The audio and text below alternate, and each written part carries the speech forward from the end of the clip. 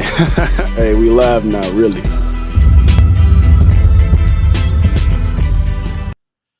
Hey, we live now, really? Really? Yeah, we really live. But anyway, what's going on, my beautiful people? Hey, welcome back in. I hope that things are good. I hope that life is well. I hope that you're doing fantastic out there. All right, we had to come back. We had to reconvene. But before I get into why, did you read the topic? Did you read the title? Oh my goodness. Tom Brady out here doing that work, man. Tom Brady said, "Hey, I got something for you, Logan Paul." Oh my goodness. Yeah, we're gonna get into it. But before we get started, I need you to make sure you send this to your mommy, your daddy, your best friend, friend of another friend, Lit Johnny, Lit Timmy, and don't forget about little Susie too. Make sure you send this to everybody. Everybody. All right, because dog, Tom Brady out here, he ain't playing with nobody. He ain't playing with me, he ain't playing with him, and he ain't playing with him either. Because oh my goodness. Let me just go ahead and show it. But make sure you send this video to your mama, your best friend, friend of another friend, Lit Johnny, Lit Timmy. Don't forget about Lit Susie. And then don't forget about Lit Josh, who just moved up the street around the corner from Lit Susie. You feel me? Send these gems to them too. Can't keep all these gems to yourself. But let's get into it because, oh my goodness, I got some gems for that.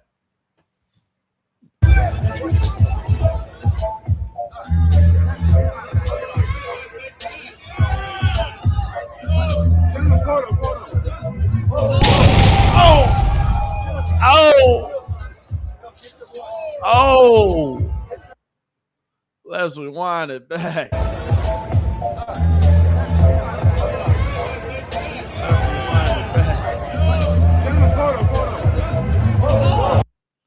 Tom Brady slap. What? You must have been talking crazy. Who you talking to? Who you talking to? Hey, don't play with my goat, boy. Hold on. Hold on. Hey, Logan Paul, you better get some back right. You better get some back right. Oh, my bad, y'all.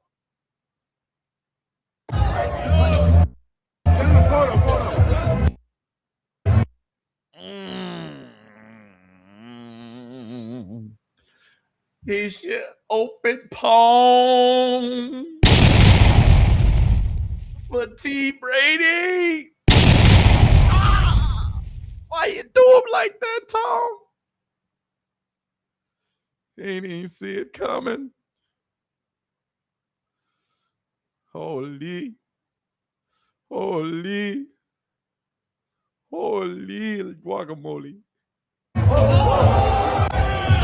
Tom is not playing. That over there shook.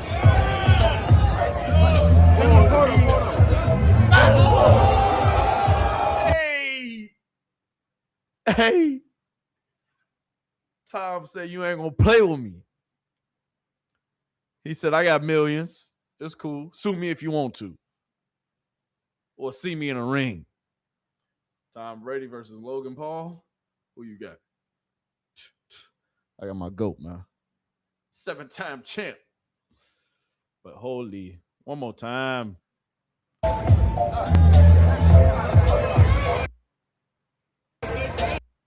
Tom is not. I thought this was fake, but look at his face. I originally thought this was fake. Like on some real talk, like if I'm being serious, I originally thought this was fake, y'all. Because he open slapped him. Like he should have just punched him. But he didn't want to do too much damage. So he, bah! Let me just slap you. Slap some sense into you. But you ain't going to play with my GOAT like that. That's what he said. He said, you ain't going to play with my name. Tom said, hey, play with your mama. You ain't finna play with me. Tom ain't going to play with you. He open, hand, palm. Tom, you ain't even have to slap him like that, dog. Crazy, Tom. Tom out here saying, hey, play if you want to. Play if you want to. He open hand. Can we watch him one more time?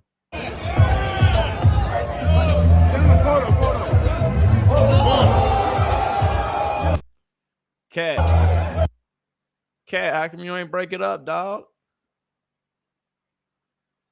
Dang, Cat. Should have stopped him. Should have stopped him, man. Because holy open palm. Play on my goal if you want to. Nigga told me like, hold on, watch out. Look, he took that hand out that pocket. He bow. Took that hand out that. Oh, you see how slide? Hey, I can't do me no more. But you see how he open palm slap, smacky.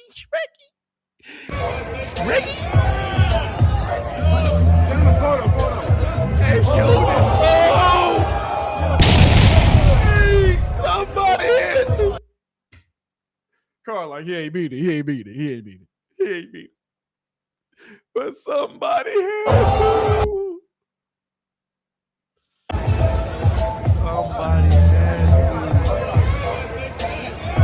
Tom is, bro, he is not playing with him. Look, he pulled out that. No way.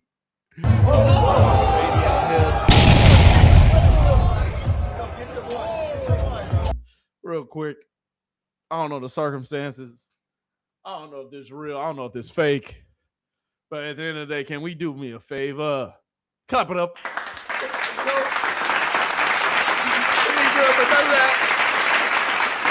We ain't going for none of that. You hear what I'm saying? We ain't going for none of that. Fill in the blank yourself.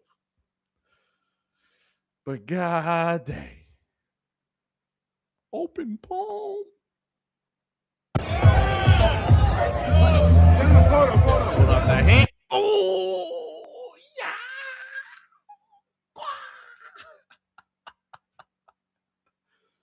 Dog, this is the last thing I expected to see on the internet. Not gonna lie to you.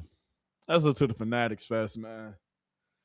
Don't get no more interesting and crazy than that. Tom Brady open palm. Bow. Holy. One more time.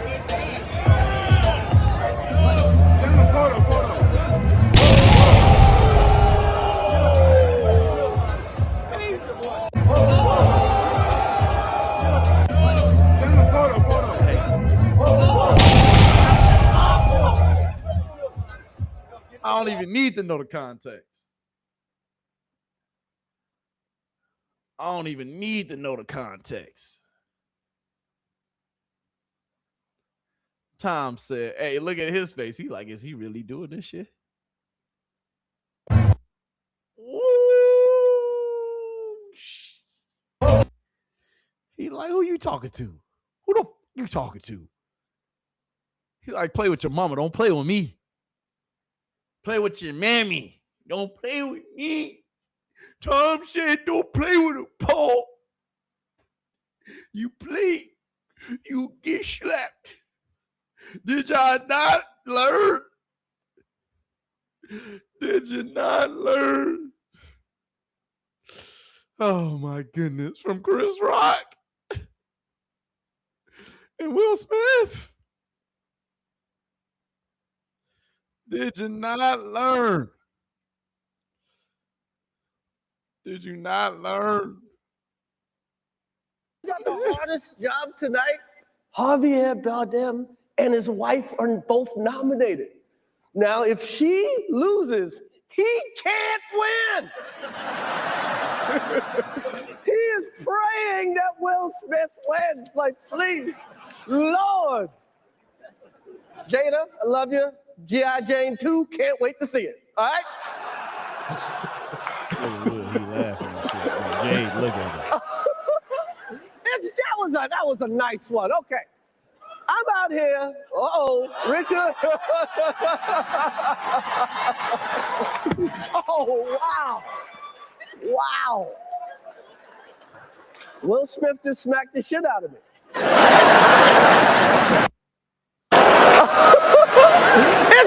That was a nice one. Okay. I'm out here. Richard. Oh, wow. Wow. This took me back. I had a little PTSD. Tom said, hey, Will Smith, I'm going to take a page out of your book. And I'm going to have to take Paul. He said, hey, get your boy. Why? Because he put face. God. Tom. Yeah, Tom. That's my GOAT, dog. I mean, hey. On a serious note, we don't condone violence. Okay. We don't condone violence. Okay. Don't condone violence at all. Not a fan of it. But under the circumstances, under both situations, I mean, you don't know. You don't know. Who knows what, could have happened. I mean, for being honest, hey, shit happens. Okay? Shit happens.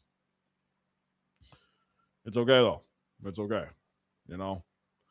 Here, there, people get slapped. Not the biggest deal in the world, okay? You understand me? But Tom Brady slapping this man like that. It gave me PTSD. Okay. I saw the Chris Rock and Will Smith beat all over again. If I'm being honest. And that's why I had to watch it. Even Chris Rock said Will Smith just slapped the shit out of me. He did. Oh, wow. Wow. Shit out of that man. Will Smith just smacked the shit out of me. Like everybody laughing and shit because they think that's a part of the skit. That's not a skit, dog.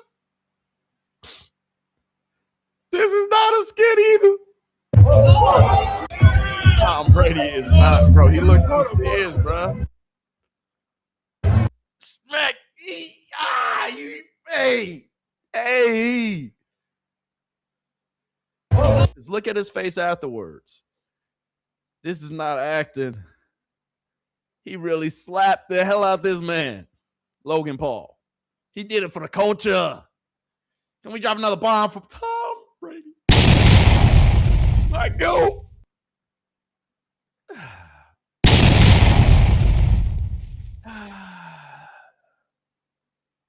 Drop one more. Oh, goddamn Brady. I always knew you had it in you.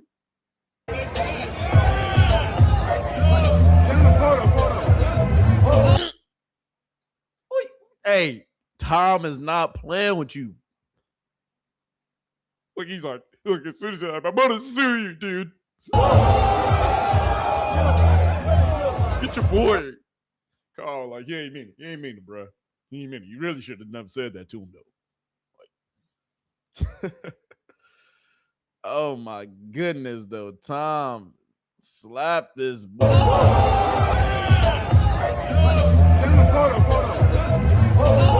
Like, who the fuck are you talking to? You're like, who the fuck are you talking to?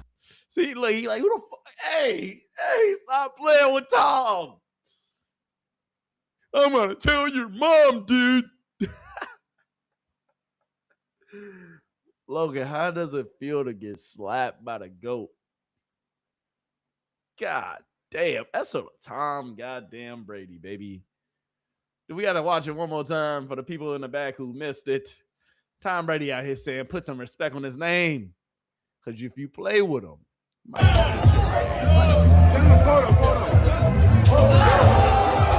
hey.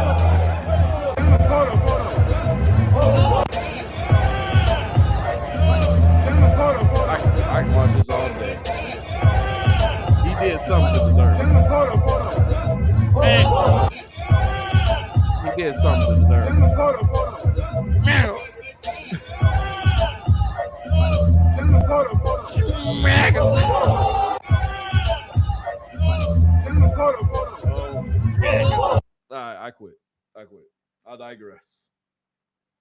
digress. I really want to know why this happened. I'm gonna do some digging. I'm gonna do a little research. Yeah, I'm gonna do a little research. Because Tom Brady slapping boys. Holy smokes. Holy smokes, my friend. Tom Brady even posted it.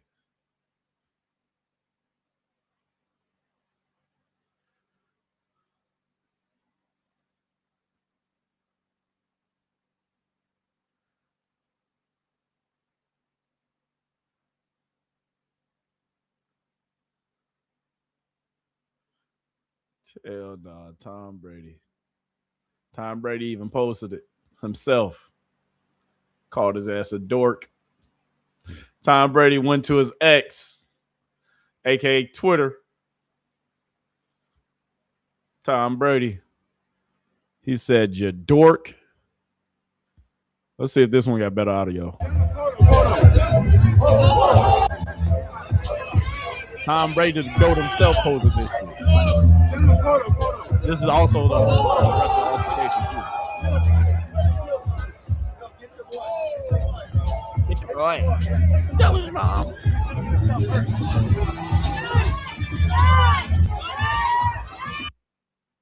Tom Brady slapped the hell out of him. Hey, that one got even a better recoil. Hey, this is some better footage right here, Tom. You got that clean footage right here, dog. I appreciate it.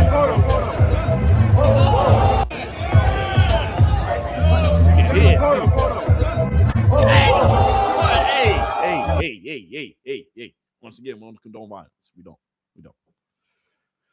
But I guarantee you he deserved it. Guarantee you. Guarantee it. Logan Paul.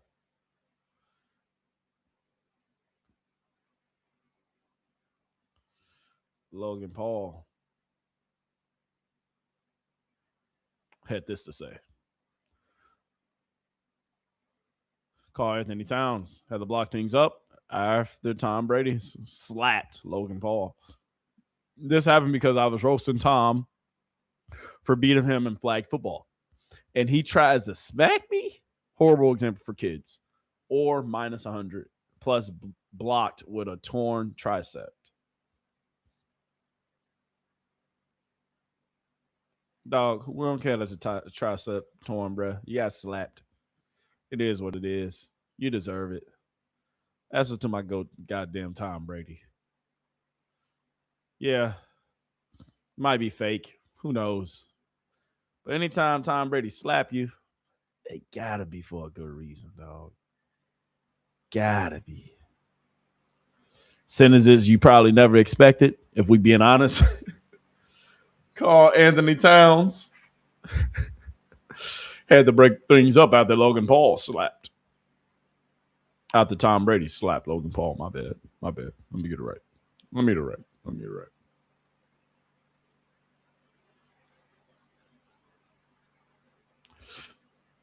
Oh, man. NFL icon Tom Brady slaps Logan Paul in the face. Brady and Paul have been beefing on social media for months after Brady said Paul was unathletic and that his wrestling career was cute. Yeah.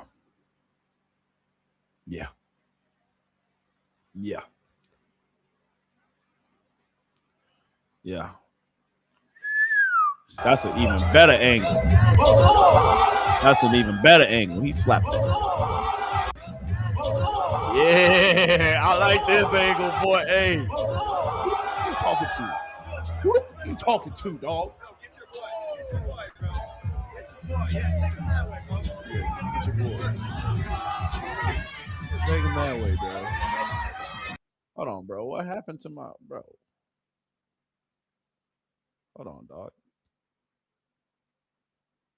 Hey, get your boy. Yeah, take him that way. Yeah, take him that way. Nah, dog. We should have let his ass slap you again. I don't condone violence, though. I don't condone violence.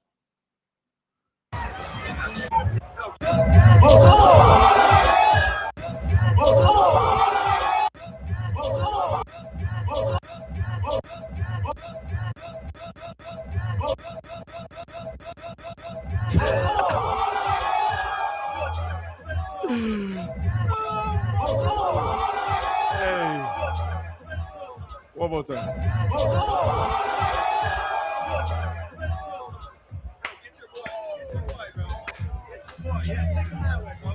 That's so to my motherfucking goat.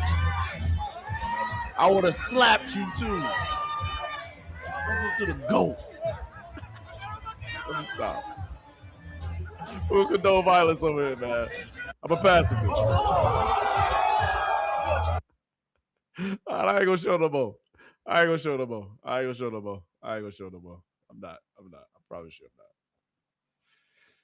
not. But Tom, you had to slap him for a reason, dog. You had to slap him for a reason, bruh. I would have slapped him too, man. Me too, my friend. Hey, Chad, how y'all feel about Tom Brady slapping my mans like that, man? One, do you think he deserved it? Do you think if he would have fought him back, it would have been abuse to elder since Tom Brady over 40? Let me know in the chat, y'all. Let me know in the chat. I'm curious. Very curious. Listen to my goat Tom, though. Sometimes you got to slap a motherfucker. I don't blame him. But in other news, SO2, Caleb Wilson, fucking balling. On the other side, around Christmas time. Oh, Wilson, the throw down. 4 games Nice to the basket. Exactly. That is so true. But let's say if you can keep that core together, it really matters because, like you just said, the continuity. Now that you're familiar with one another and you know how to play together. Sway to work it in. Wilson fires and hits. Summer League. Chicago's out of timeouts, so this ball's got to be pushed up the floor very quickly. They need a John Wall to get the thing up the court right now. 5.6 for John Wall. He could go end to end and back again. I'm at least get down there and back to this R on the other side of the No question. This is what we want to see right here. Wilson for three. Got a ball! Come on now. Come on. Comfortable and confident in everything about himself. In transition, pulling from transition, then coming back, letting her bounce it in. And what we like is what you said. He only took 1 or 2 attempts last year. He's shooting them right now. He's shooting another one now. Oh, I would have heat checked. There is the heat check. Oh! And then this one, I thought he was going to heat check right away. Let me get to my step back. Fools, hey. Yo, fella is balling. That's what and ahead to Wilson. Dominated the summer league. Wilson threw the shoulder in and then threw the hammer down again. In transition. Like I told y'all. If you can attack quickly, get the ball up, make a decision, little rip through, one dribble. And had his lunch money taken away. Oh, and no, he met him at the rim with the denial. You can't take it from me and think that I'm not coming to get you right back. I'm coming to get it right back. With us one time. Promise you. 5.6 to go. Into Wilson. And Wilson, they're not going to foul him on the shot attempt. Hits the tray anyway. Points in 33 minutes. Nice. He should have had 42, 43 tonight. Oh, that boy and nice. I'm talking about is he going to be able to shoot a 3. Wow. I mean, it was fair based off what we saw at North Carolina, but he was out the... Oh, he's going to block. Ill-advised pass. Least. Oh, Caleb Wilson jumping out of the gym. On the back. Look at this. Let me go get you at the top. Wow. Look at that. He was palmed the ball. I can see it when he threw it behind the back and he turned over. He took. That's what you want, though, from a young player. Don't give up on every play. He's using to come off of those screens to get that easy jump. Hey! Wilson! Sir! Gotta love it. Just there alone. Nobody's back on defense. Beating him at the rim. Too late. Too late to beat him at the rim. Took that thing to another level. But here is Wilson back on the ball. Defended by Matt. We might get Wilson. Explosive! Deep play. of the 2026 Summer League. Caleb Wilson going over top of Adu. Can't get close to the rim, but high enough to throw it through. Okay, young fella. Yeah, cuz like that. Hey, what y'all thought it was a game? Y'all thought I was just playing? In 4 games, he went out there and balled and did that. In just 4 games. Young fella, I'm intrigued. I'm happy for you. You deserve everything you got. Keep working. I love to see it. Look, cuz, like, all jokes aside. Keep balling, dog. Putting on for the fam. Hey, that's what I'm talking about, man. Nah, I'm gonna cut it out. That's all to him, though. We have some new developments. Holy moly, guacamole, holy. We got to report on it. Dang, I got to put Nolan Wells back in the title. Ay. I did say we had a Nolan Wells update. Well, hold on. Let's look at this shit here. I'm going to play this video first because I haven't played one of her videos. SO2 though. And then after this one, the next video I'm going to show you, we might have just cracked the fucking case on the internet. No, let me stop. Sense, okay? Where was he towed from?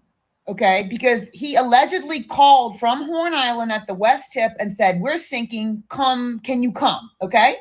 Nobody reported seeing him being towed off of Horn Island. So when did the tow truck or the towboat come? Okay, if he was being towed halfway through, he wouldn't have said I'm at the west tip of Horn Island. He would have said I'm in between Horn Island and the coast. Okay, so and it's my understanding that the bilge pump tow station is at Fort Bayou. So what time was that call made? Are there records, which I'm sure they can foo-foo anyway, but it doesn't make sense. Nobody reported seeing him being towed off of Horn Island. Just doesn't make any sense, okay?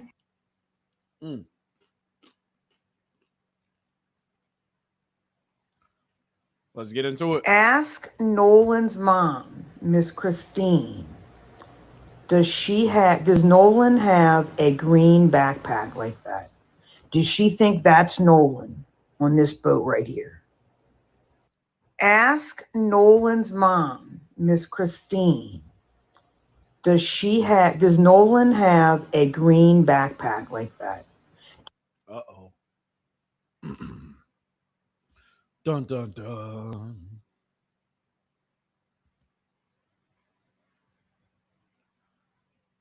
It's about to get spooky out here.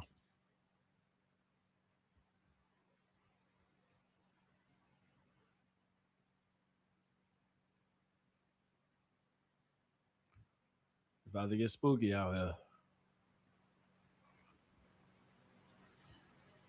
Because if we get into, my bad, I should have played that video first. I should have saved it for last. But I told y'all we had some updates. We do. This lady, funny, but she crazy.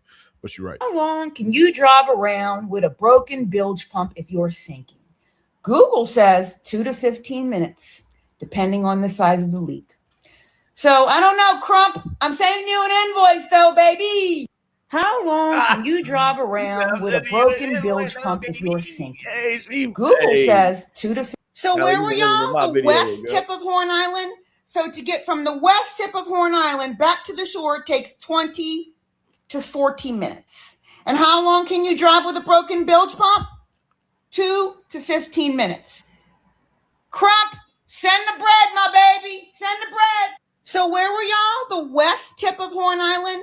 So to get from the west tip of Horn Island back to the shore takes 20 to 40 minutes. And how long can you drive with a broken bilge pump? 2 to 15 minutes.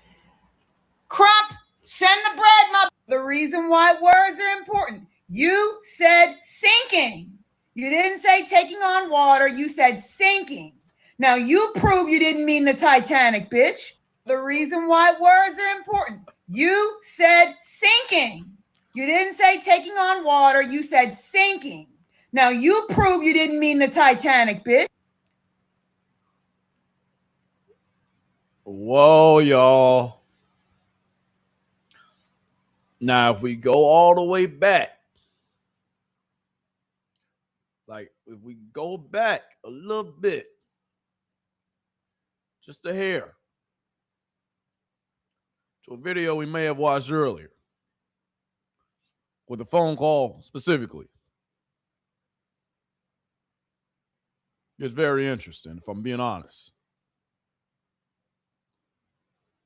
Because if I play this video, and then I play her video back again,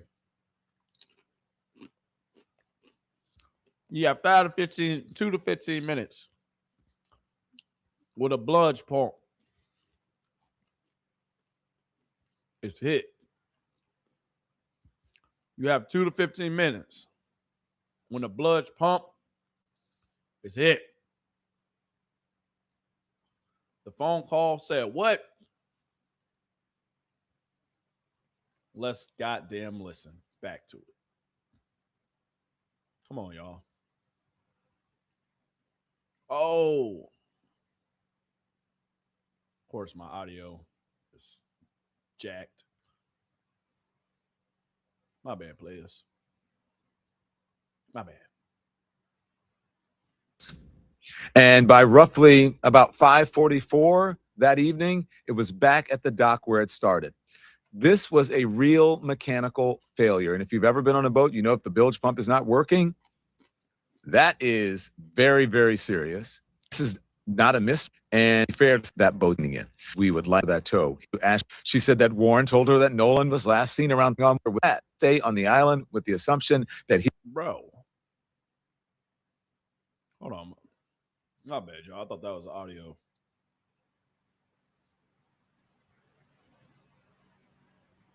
Thought that was audio.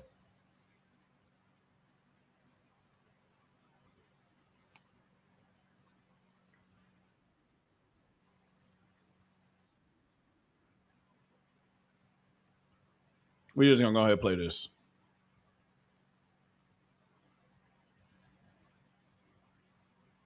I'm John Abba. As more information comes out in regards to the mysterious death of Nolan Wells, it gives us more understanding as to what happened that day, as well as what could happen next. On Wednesday, it was revealed that Wells' parents and representatives would meet with Mississippi DA Angel Myers McIlrath to begin looking at the next steps into the case, as the DA would confirm she would now be presenting the investigation to the grand jury. Now, upon researching what we currently know about the case, Nolan's friend and operator of the boat can now be expected to face a series of charges under maritime law. For those who don't know, in general, maritime law is a special body of law designed to govern issues on sea. Every boat and boat operators are expected to abide by these laws or face punishment.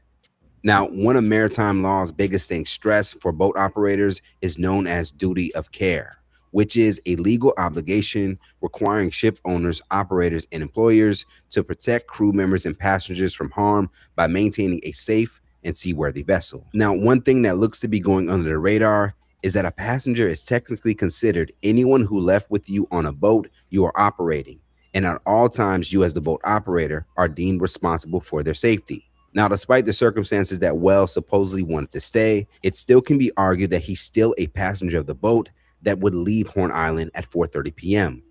And the fact that Wells was left with no communication, given that his phone was on the boat, makes things worse for the operator. Again, a boat operator's responsibility is to return the specific passengers they brought out.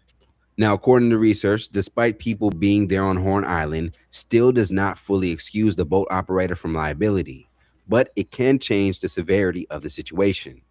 Now, if it is proven that a recreational boat operator would leave Wells knowingly with no phone and a way to communicate for safety and still left, does confirm that that was negligent behavior on the boat operator's end, which for some cases that involve a loss of life, the operator can be charged with involuntary manslaughter and reckless behavior.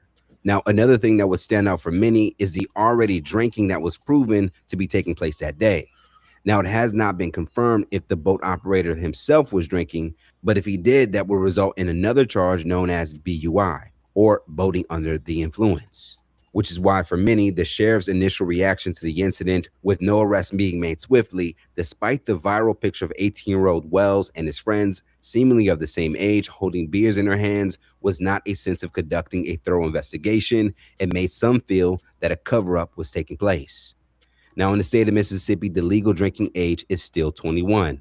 Now, to tie it all together, if the toxicology report comes back and Wells was deemed intoxicated at the time of his death, it will multiply the boat operator's liability due to the effects of alcohol and judgment. One of Wells' friends, Tracy Shepard, who was assumed to be around the same age as Wells, would publicly confirm that there was drinking in an interview with ABC News. He said that he and his group of friends, which included Wells, had been drinking alcohol since the late morning. Now, going back to Wells being separated from his phone, in which his parents would point out was an immediate red flag. If it is proven that the boat operator ultimately left with Wells' phone on purpose without Wells' consent, it can be viewed as a level of theft. To note, Wells' family had to reportedly track his phone down to get it back. So for some, it does not appear that his phone was willingly returned. As reported here, GPS and audio have now been released from that day. And according to an extended version of the toll call made, there were about 7 people on the boat, according to the boat's operator. Now, it is unclear what specific boat was driven that day, but upon looking up the boat's vessel number, it looks to be a 2000 Triton boat, which comes in different sizes. Now, if it was also discovered that the boat was past capacity, it can lead to another issue for Wells' friend and boat operator. Now, despite all these proven possibilities, the governor of Mississippi may have exposed himself as either not knowing maritime laws or for some is trying to cover up the wrongdoings in this case. On Wednesday night, the governor of Mississippi would finally share his public reaction and would upset viewers by stating that he hasn't seen any signs of foul play with what he's seen so far. I don't know all of the facts surrounding the case. I have yet to see a fact or a piece of evidence. No, what a fact is, your ass need to fucking lose some weight. What the fuck is this double chin, man? Come on. Fucking walk a couple fucking laps around the track or something, man. Let me stop. I'm just kidding. I was just kidding. Like, all jokes aside, let me get back to the video. I'm just playing. It's a joke. Relax. But am I not right? That suggests any foul play. But if there is, I feel confident that the sheriff's office, I know even your collar saying we can't hold this fat in for too much longer. Hurry up so you can unbutton us. You're straining the collar. You ain't even supposed to fit like this. District Attorney's Office, the members at the Department of Public Safety that deal with these crimes, if there had been one, they will find it and they will do what is necessary. Now, part of his statement, the governor would also confirm that he and Sheriff Ledbetter, who is leading the investigation, are really close. For many, the movement Justice for Nolan appears to be a cry out to a justice system that is supposedly to hold no one above the law, especially when people have been arrested and swiftly apprehended by police for lesser crimes. Nolan Wells will be laid to rest on Monday in Ocean Springs, and his preliminary autopsy findings, according to his family's attorney, Benjamin Crump, will be released soon after. Let's talk about it more in the comments below. As more information has come forward, what is your theory now as to... I got a theory for you. I got a hell of a theory for you. I ain't going to say it right now. I'm just going to show it to you. A contradiction. It's a contradiction. They're not saying the same thing. One of them is telling the truth. One of them is not. Discrepancies, conflicting accounts. This is now part of the Nolan Wells investigation. You're going to hear people ask whether someone is lying, which is very fair given the reporting. It's time to review the questions and the contradictions related to the case of Nolan Wells' death. Welcome to Sidebar, presented by Law and Crime. I'm Jesse Weber. Let's go, Jesse.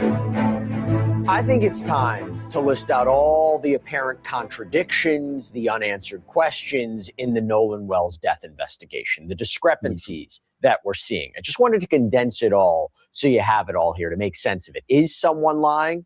Is anyone lying? Who would be lying?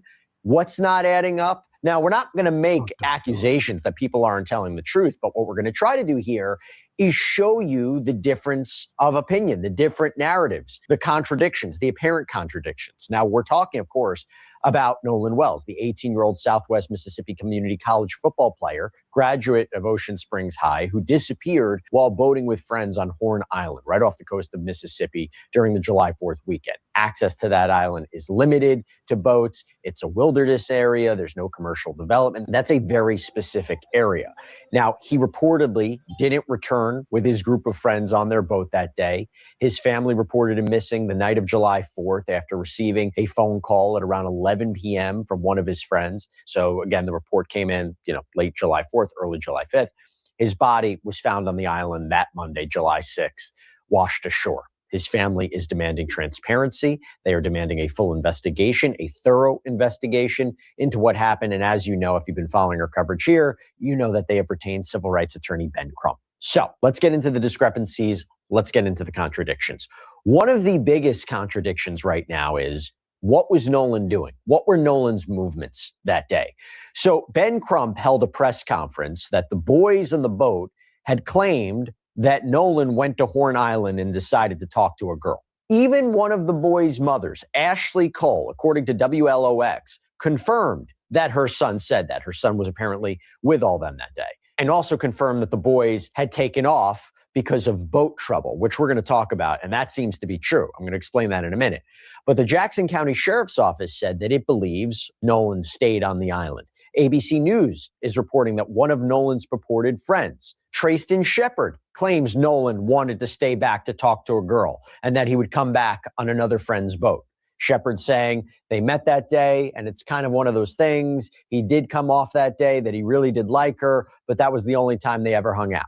Now, what is in dispute is whether Nolan actually did that. So that's one perspective, right? That's one narrative. But according to Ben Crump, this girl allegedly said that Nolan told her he was going back to the boat, as Crump said in the presser.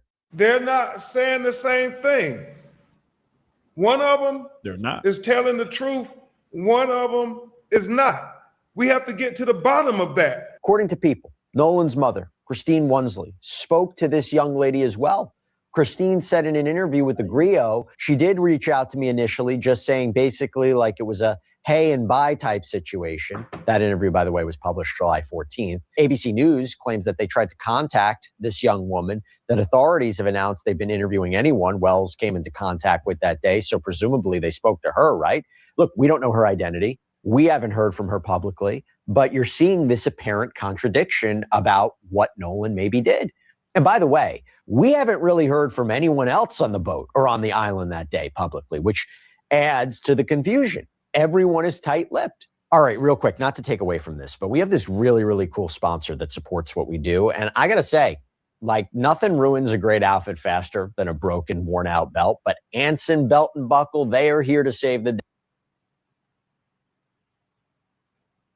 Bro, we don't do all that. You ain't paying us, dog. About audio dispatch. So NBC News has obtained audio of what seems to be Nolan's friends calling for help when their boat was in trouble. Listen to this. We're sinking. Can you all please come? And is everybody on board in good health otherwise? Yeah, everybody's on board. Sinking. Can you all please come? And is everybody on board? When their boat was in trouble. Listen to this. We're sinking. Can you all please come? And is We're sinking. Calling for help when their boat was in trouble. Listen to this. We're sinking. Can you all please come? And is everybody on board in good health otherwise? Yeah. Listen to this. We're sinking. We're sinking. Can you please help? Y'all, the west tip of Horn Island. So to get from the west tip of Horn Island back to the shore takes 20 to 40 minutes. And how long can you drive with a broken bilge pump? 2 to 15 minutes. You can only drive 2 to 15 minutes. You can only drive 2 to 15 minutes. You can only drive 2 to 15 minutes. You can only drive 2 to 15 minutes if a sinking bludge pump. He just said in this video, can you please help? We're sinking. He said this at 4:31. They managed to go how far? Oh. So is this just a fake call? Important. You said sinking. You didn't say taking on water. You said sinking. Now, you prove you didn't mean the Titanic, bitch. The reason why words are important. You said sinking. You didn't say taking on water. You said sinking. Now, you prove you didn't mean the Titanic, bitch. The reason why words are... So we're going to extend you the most grace for your little story, okay? You said sinking. Let's say it only takes 20 minutes to get back to land and 15 minutes max before a boat sinks with a broken bilge pump. You would have been sunk 5 minutes before you reach the closest shoreline. Bye, bye, bye. So we're going to extend you the most grace for your little story, okay? You said sinking. Let's say it only takes 20 minutes to get back to land and 15 minutes max before a boat sinks with a broken bilge pump. You would have been sunk 5 minutes before you reach the closest shoreline. Bye, bye. They're not going to let that kid commit murders with them ever again. Y'all let the wrong one make the call. He done fucked y'all all over. He said everybody's on board. He said y'all are sinking. Next time y'all murder somebody, don't let him make the phone call. They're not going to let that kid commit murders with them ever again. Y'all let the wrong one make the call. He done fucked y'all all over. He said everybody's on board. He said y'all are sinking. That just doesn't make any sense, okay? Where was he towed from? Okay, because he allegedly called from Horn Island at the west tip and said, we're sinking, can you come, okay? Nobody reported seeing him being towed off of Horn Island. So when did the tow truck or the towboat come? Okay, if he was being towed halfway through, he wouldn't have said I'm at the west tip of Horn Island. He would have said I'm in between Horn Island and the coast. Okay, so and it's my understanding that the bilge pump tow station is at Fort Bayou. So what time was that call made? Are there records, which I'm sure they can foo-foo anyway, but it doesn't make sense. It seemed like they making these. Nobody reported seeing him being towed off of Horn Island. Just doesn't make any sense, okay? Yeah. Where was... Yeah. Yeah. Yeah. She making a hell of a point, y'all. She making a hell of a point. But if we get back to this video, what did he say? We're sinking. Can you please come? Can y'all please come? Calling for help when their boat was in trouble. Listen to this. We're sinking. Can y'all please come? And is everybody on board in good health otherwise? Yeah, everybody's on board. Yeah, so based on that brief report and accounts from NBC News and the New York Post, it appears that boat likely had 7 people on board. The boat was having trouble at around 4 p.m. The boat operator reportedly said, hey, we're at the west tip of Horn and our bilge pump stopped working. I want to get this boat unsank and towed back. So the boat was reportedly towed for 3 miles, picked up speed less than an hour later. But look, that still raises a question, right? It raises a question about Nolan's whereabouts. It also creates a discrepancy in the timeline. Everybody on board? Was Nolan on board? Probably not based on the timeline, though maybe saying everybody on board is just saying, yeah, everybody's on board. I'm not saying, Nolan was there or Nolan wasn't there. If he wasn't there, I'm just saying everybody who was there was on board. Now, CBS News also obtained GPS data from the Mississippi Department of Marine Resources that tracked the boat's movements. This is big too, because this is information they say they obtained via records request. And according to the reporting, the vessel apparently left the dock at approximately 9:56 that morning, arrived at Horn Island at 11:14. According to GPS data, the boat left Horn Island at 4:31 that afternoon, returned to its original departure dock. It then traveled into Fort Bayou at around 5:52 before returning to the dock at 6:06. Later that evening, the boat went to the Fort Bayou boat launch at 7:19, traveled overland, which would suggest it was towed by a vehicle to the owner's residence. So to put that into perspective and why it matters, Ben Crump claims Nolan was last seen on the island at 3 p.m. Again, according to Ashley Cole, the mother, her son, right? She's a local judge, by the way. She says her son claims he last saw Nolan at around 3 p.m. on the island, and her son left at 4:30 p.m. Now, we haven't seen necessarily a discrepancy in terms of when Nolan was last seen, But this is something to keep in mind, right? This is one of those outstanding questions. And the DMR report that was obtained by CBS News indicated that the boat's owner, his mother, and another person who was with Nolan, they are cooperating with the investigation. We will see if the timeline shifts, but this is one of the questions, again, about Nolan's movements. Now, the biggest discrepancy here is Nolan's family says this is not like Nolan. It is unlike him to stay behind and leave his group of friends. His father, Elmore Wonsley, said to GMA, Good Morning America, we always taught him that if you go with a group, you stay with a group. If you go with 5, you come back with 5. Do not separate from the group because I always said safety is in numbers. So he knew to stay with this group. So why would he split from the group? I don't know. When they said that, it turned me off, but it raised a question. I know he wouldn't do that. I preach that to him every day. You're lying to me.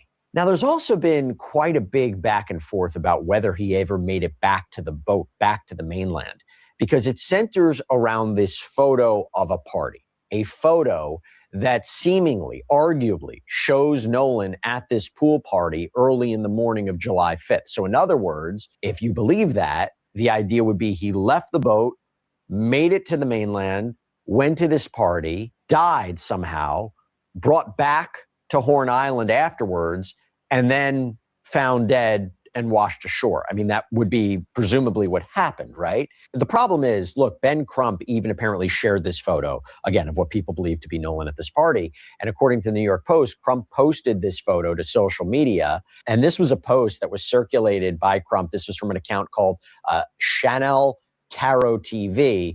The streets are talking. Now, listen, I don't know if these are facts or rumors because no official statements have been confirmed. We sometimes have to follow all clues until the truth is found. Here's what was discovered on social media last night. Social media allegations claim a photo exists of Nolan at a land-based pool party in Jackson County before 1 a.m. on July 5th. But the discrepancy, the contradiction, Shedeur, right, who I mentioned before, Nolan's purported friend, said that that photo wasn't from July 5th. It wasn't from that weekend. It was actually from a party on June 27th in Pass Christian, Mississippi. Rolling Stone reported that that photo was taken at 11:58 p.m. that night in June, with the outlet confirming that another person provided them with metadata for that photo and other photos from that night. So Ben Crump was asked about this, right? Ben Crump was asked about that development at a press conference this week. Kind of went on the defensive. He said, I didn't share the photo. I just reposted it. We're reposting everything. Let's make it clear. We're reposting everything because we're trying to get people to come in and call. And so we've said from the beginning, we're in a ferocious search for the truth. And so things out there, we are trying to post, ask people, do you know something about this? Let us know. Just because we repost does not mean that we authenticate anything. There's been a lot of discrepancies and contradictions and different narratives about whether a fight or altercation took place too. So Ben Crump mentioned that there is a video circulating on social media on or near Horn Island in which he seemed to claim that Nolan might be heard, that he might be heard saying, quote, give me my freaking phone. What are you freaking doing? During a press conference, when he was asked, look, how do you know that that's Nolan's voice? Crump reportedly said that multiple people identified it as Nolan's. But according to ABC News, Nolan's friend, Mr. Shedeur, claims that there was no altercation, that Nolan wasn't involved. Shedeur even says Nolan isn't in the video. He said, quote, that's me yelling. There was no talk about a phone in that video. Nolan wasn't on the island. Shedeur says that this was a fight with a stranger. Shedeur told Rolling Stone, those were not Nolan's words, they were mine. I get that everybody wants justice for Nolan. Everybody wants to know exactly what happened. Now, Crump was asked about that this week at another presser, and he said, that's what a witness told us, and that's what we put out. And then another witness has come forward and said, no, that was his voice. We have other witnesses who said there were other altercations. We're trying to go through it all. We have audio people doing it, but we know certain people said it was him, and there are certain people who say it was not him. By the way, there is also no clear consensus on Nolan's phone either. Ben Crump said at a press conference last week, quote, what teenager would leave their phone behind if they're going to stay on this island? What teenager wouldn't take their phone? It's not adding up at all. And he reportedly also highlighted that the family seemingly believes data, messages,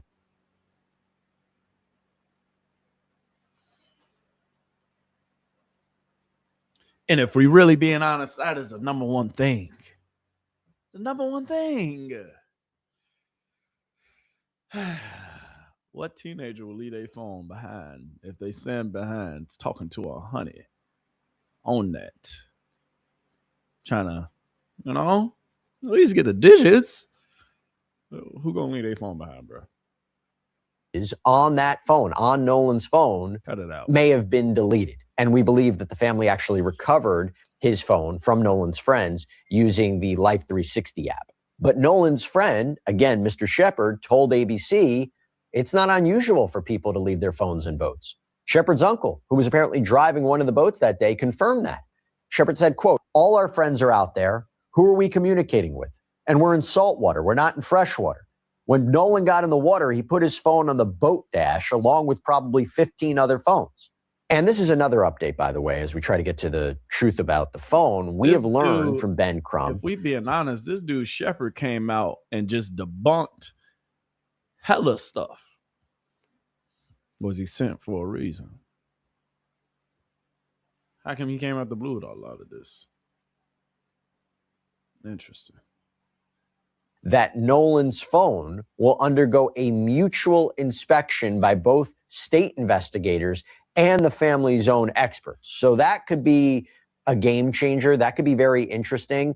It's different to see that, right? A mutual inspection. I spoke to attorney Tyler Bailey about this. Take a look. It's highly unusual that a victim's family, along with their attorney, would be allowed to participate with law enforcement in the inspection of a cell phone data that's really the crux, one of the crucial pieces of evidence with this case. I don't think that would have happened without a lot of the chatter going on around the country about how this investigation has transpired. And it shows there's some distrust between the family and law enforcement here. So there should be some forensic experts regarding data extraction present with the state, and also there will likely be an independent one that Mr. Crump's office has present with the DA at the same time. So that way, everybody can see it at the same time whether all data is being extracted, make sure nothing's being left behind, because the big issue here is that the early announcement of no foul play, the evidence of the cell phone that the family received, I believe a couple of days after Nolan went missing, or the night of, I can't recall the exact time, and then the missing of text messages and Snapchat data. And by allowing joint experts or joint data extraction at the same time, it's going to help the family feel comfortable knowing that all data is being looked at, is not being piecemeal. Because oftentimes I've seen cases where there's been a cell phone data that's been extracted and the state says, oh, well, that's other information deleted, we can't get it. But that's not normal when a forensic expert can see what's been deleted, what's been altered in the data. Now, I would say, obviously, the biggest discrepancy, the biggest question we have right now, the biggest mystery, how did Nolan die? What was the cause of death? Look, at this time, the results of the state's official autopsy, meaning the one from the Mississippi State Medical Examiner's Lab, have not been released. Seemingly, there are pending toxicology findings that they need to get a hold of. We also do not have the results of the independent autopsy that has been ordered by Nolan's family through Ben Crump, where Nolan's body was apparently taken to Washington, D.C. Ben Crump said the delay was due to canceled flights. Now, in an episode where we're talking about contradictions, if these two autopsies do not match up, if the results are inconsistent, that's going to be an issue.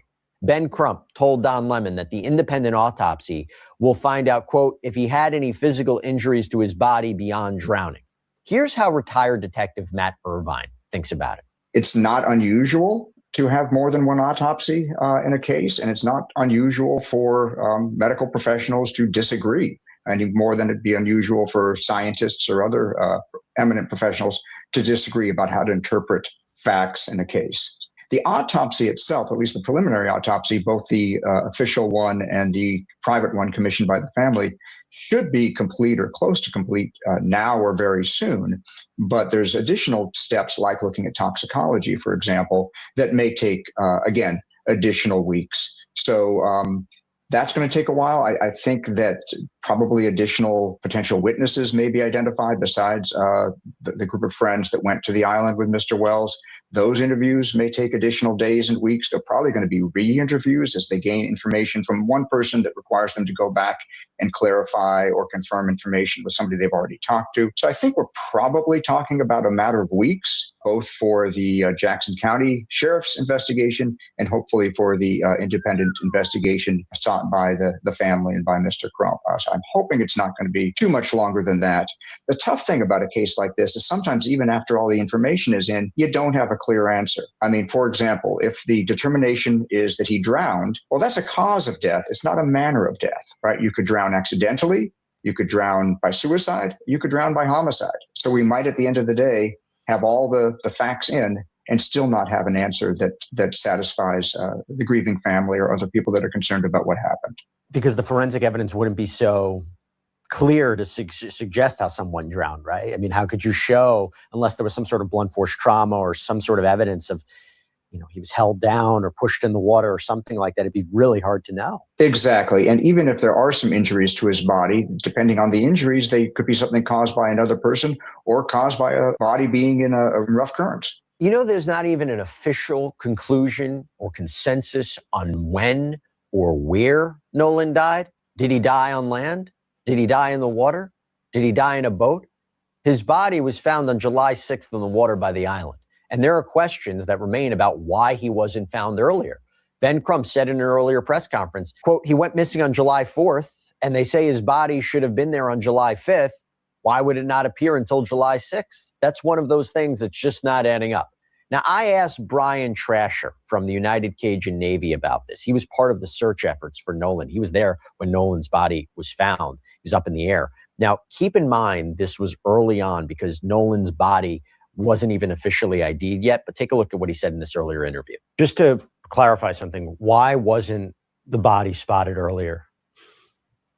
I think that I can tell you that I've started flying over the island, that part of the island where the body washed up, approximately 6:30 a.m. And I believe he was spotted by a park ranger at 8:45. My belief is that he just washed up within that time period because we were flying kind of a long grid north and south. And I think he just washed up and park ranger just doing his normal runs in the morning, but also too, given the situation, I'm sure they were a little more hyper aware and probably a little more head on a swivel on the island, knowing what happened and what was going on. But yeah, I was told that it was about 8:45 when the ranger spotted, called it in, because I did see a long line of emergency boats coming heading southwest toward the northwest tip of the island. My opinion is that when he went into the water, however he got into the water, he didn't go that far out before he drowned because it only took like a couple of days for him to drift right back south to the tip of the island, same tip of the island where he was last seen. Had he gone a lot further out, he probably would have gotten sucked into the channel and pushed way further south toward the Chandelier Islands. And I mean, another source of discrepancy, or perhaps why the family is working with an independent team and investigators conducting an independent investigation, is that authorities with the Jackson County Sheriff's Department and other agencies have initially said they don't suspect foul play. There's a question, is it too early to say that? Why did they say that? Look, the sheriff seemed to indicate that Wells' body did not have homicidal trauma, that it seems like drowning. But he also said that even without the autopsy coming out. And the coroner indicated that he's not going to speculate yet. By the way, this is according to People magazine and ABC 7 reporting. Interestingly, WLBT3 reported that Mississippi Governor Tate Reeves has joined the conversation, commenting on this case for the first time, saying, "What I will simply say is I don't know all of the details. I don't know all of the facts surrounding the case. I have yet to see a fact or a piece of evidence that suggests any foul play. But if there is, I feel confident that the sheriff's office, the district attorney's office, the members at the Department of Public Safety that deal with these crimes, if there had been one, they will find it and they will do what is necessary." But look, talk about discrepancies. The family has concerns that something else might be going on here, raising questions about when he was found, why he went off on his own, no phone. But also, how could no one see him? If it's a packed island, if he was drowning, no one saw him, no one came to help. And also they highlight he was athletic.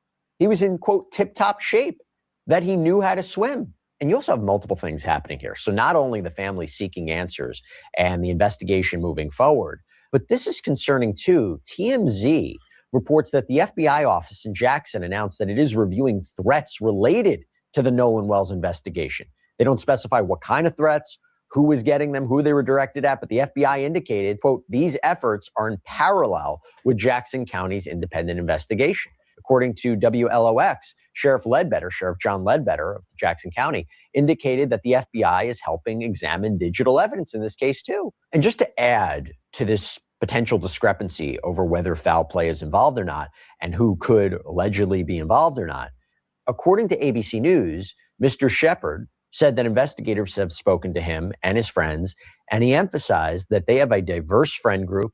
He indicated that he and his friend group have been receiving death threats since Nolan was found, that he wanted to speak out to clear up any misinformation, stating that neither he nor his friend group had anything to do with Nolan's death, that he rejects the idea of race being a part of this, considering the idea that Nolan Wells is black, appears that he was around all white people. And quote, they're trying to spin a narrative that's not there. He's wrong. I understand Nolan's parents are grieving, and I really think he's taken a little bit of advantage of that, and I don't like that. I really don't, because they're vulnerable. And Shepard asked for everybody just to relax and let everybody mourn the loss of Nolan, and let us remember him as the sweet guy he was and not something we're scared of because of the trauma we've had. If Ben Crump is doing his own investigation, let him do it. And then let the sheriff's office conclude their investigation and figure out the facts on their end. Let us all just know the truth instead of jumping to two conclusions about things. We did no wrong here, and we don't understand how we're getting so much hate behind us. We all cared and loved Nolan, and nobody wanted to see Nolan die. Nobody wanted to see his life be taken so short. I just know I lost my best friend. Wells was just somebody that you automatically just felt so comfortable to talk to. Nobody would ever hurt Nolan in our friend group. We would die for him. We would do everything in our power for that guy. If he needed anything, we would do it. Nolan brought us all together. And look, we now know one of the potential next steps, that this case could potentially be presented to a grand jury. Ben Crump announced that during a press conference, that the family had met with Jackson County District Attorney Angel Myers McGrath. And the key takeaway from that meeting was that the DA said, according to him, that they would turn the case over to a grand jury for potential filing of charges or indictment once the sheriff's office finishes its investigation. To be clear, though, that's not a guarantee. It's not a guarantee that it'll be presented to a grand jury. It's not a guarantee that a grand jury would return an indictment. And by the way, we're not even saying that would be a homicide charge. Someone could potentially be charged with a crime that's unrelated specifically to Nolan's death, tampering with evidence, lying to police. I'm not saying that that happened, but I'm just giving you something to consider as we talk about the possibility of a grand jury. Going back to Sheriff John Ledbetter, he told ABC, I think it's important we don't put ourselves on a timetable, that we don't rush ourselves, but I do think it's important to be diligent in gathering all the facts. That's what the family deserves. He's right. That is what the family deserves. But look, we don't know what happened to Nolan. We don't know what he did after 3 p.m. We don't know if he died in the water, on land, or on a boat.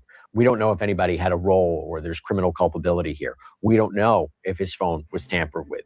We don't know who's telling the truth or not. But what I do know is we're going to stay on top of this and see how this progresses. That's all we have for you right now here on Sidebar. Everybody, thank you so much for joining us. And as always, please subscribe on YouTube, Apple Podcasts, Spotify, wherever you should get your podcasts. You can also check us out on NBC's Peacock as well. If you want to follow me, X, Instagram, my News Nation show, Jesse Weber Live, Monday through Friday, 11 p.m. Eastern. See you next time, everybody.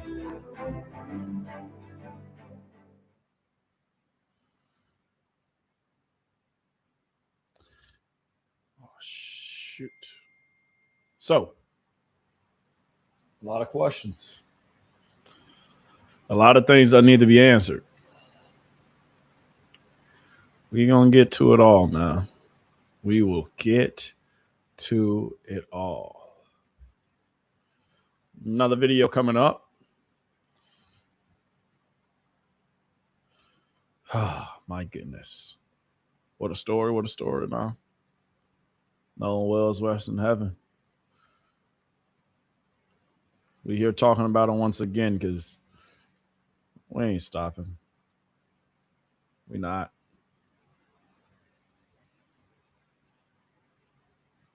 It's our time. Hold on.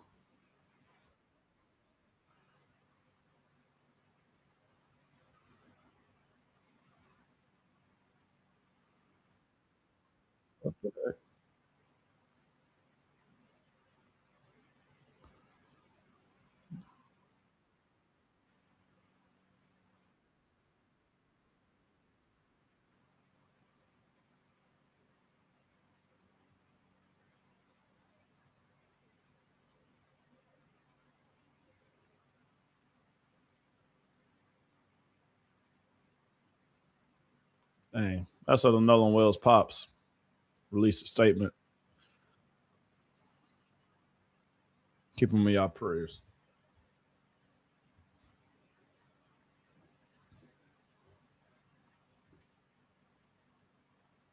I ain't gonna read it. You can read it for yourself.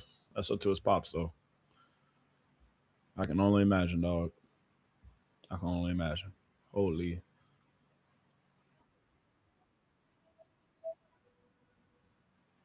My bad.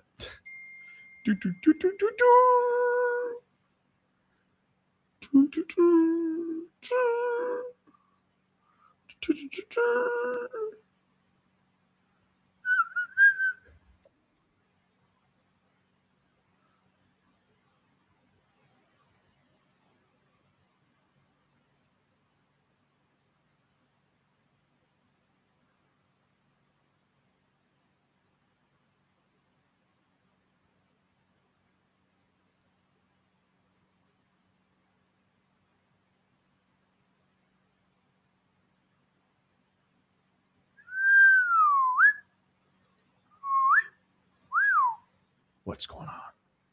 We now know the exact coordinates that the boat carrying Nolan Wells took the entire day. All of this newly received information was provided by the Mississippi Department of Marine Resources. GPS data obtained by them shows the boat's movements the entire day. The boat carrying Nolan Wells departed a private dock in Ocean Springs on July 4th at 9:56 a.m. It then arrived at Horn Island at 11:14 a.m. The boat then left Horn Island at 4:31 p.m. and headed back to its initial departure dock. Around 5:52 p.m., the boat then traveled to Fort Bayou. Then it returned to the dock at 6:06 p.m. Later that same night at 7:19 p.m., the boat then goes to the Fort Bayou launch. From there, it was tracked being towed by a vehicle over land. It was headed to Biloxi, Mississippi, where the owner of the boat lives. The department's reports then end on July 5th after they were notified that local police would be taking over the lead in the investigation. Breaking news, we know.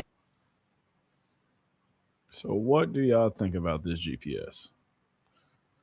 Does it tell the whole story?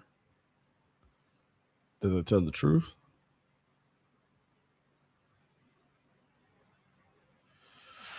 Yeah. Even with his mother's statement, does it corroborate that? The boat going from this place to that place to this place to that place. I'm asking. Holy.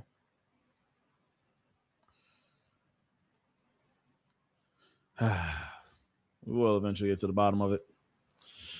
Moving on though. That boy Shedeur Sanders. That boy Deshaun Watson. Yeah. Oh, we got an out. In that work. I swear to God. Iceman sees his head in the background. That be raw. That be hard. He's on In the house where they raise me, you move with me, I go crazy. Don't switch on me, I got big plans. We need to forward to the islands and get you golden on spray tan. I need you to stop. Let's go. Stop running that team. Hey, that's under the shine. Let's go. Yeah. Let's go. They ain't just gonna run out the ball like that. Open them all. What's that? Yo. Right, sir. Hey, son, slot fade. Oh, yeah, go well. Yeah.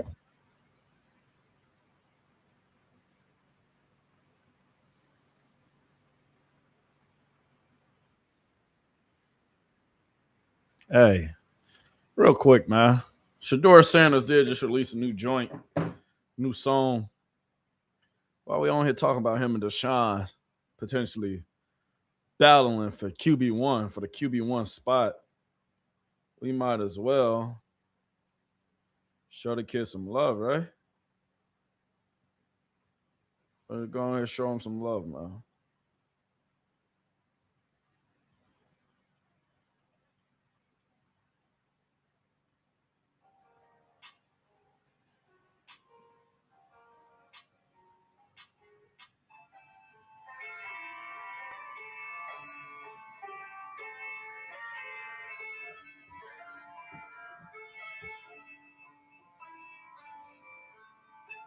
Too many people wanna see me fail.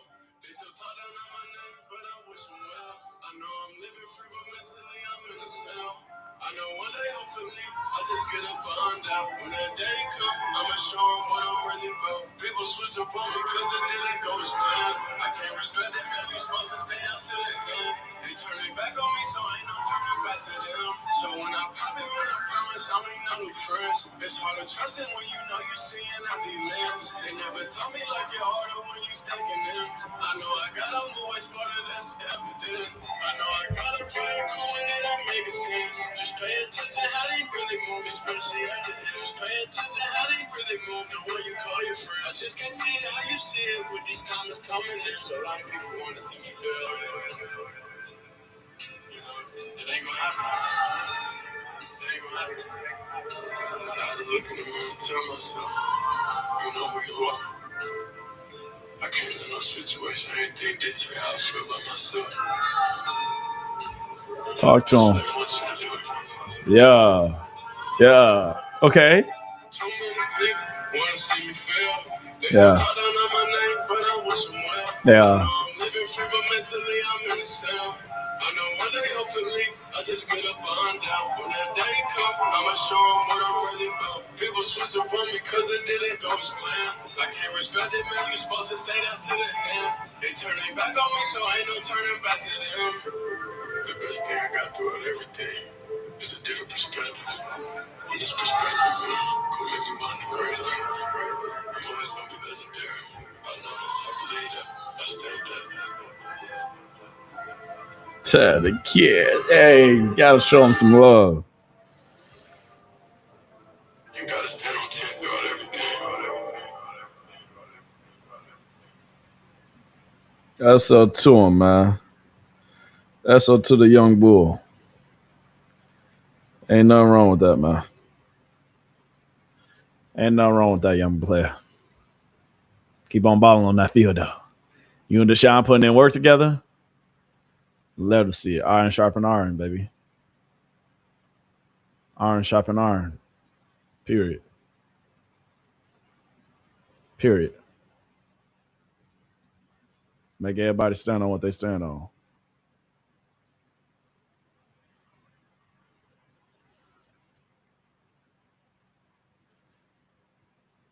He said short film. I'm out here just playing a song. I should have played y'all the video. That's on me. That's what beat me, dogs. That's on me. That's on me. That's on me. That's on me. Give me 2 seconds. I got you. I got you. I got you. I got you. I got you. That's up to him, man.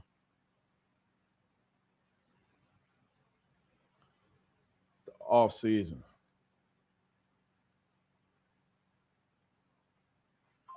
So every morning I wake up, I listen to a different sermon. And what I would say is what I learned from everything was don't allow negativity or anything exploit your mind. So I don't see it. That's the best thing about it. I don't see it. I'm on social media, I post, I get off.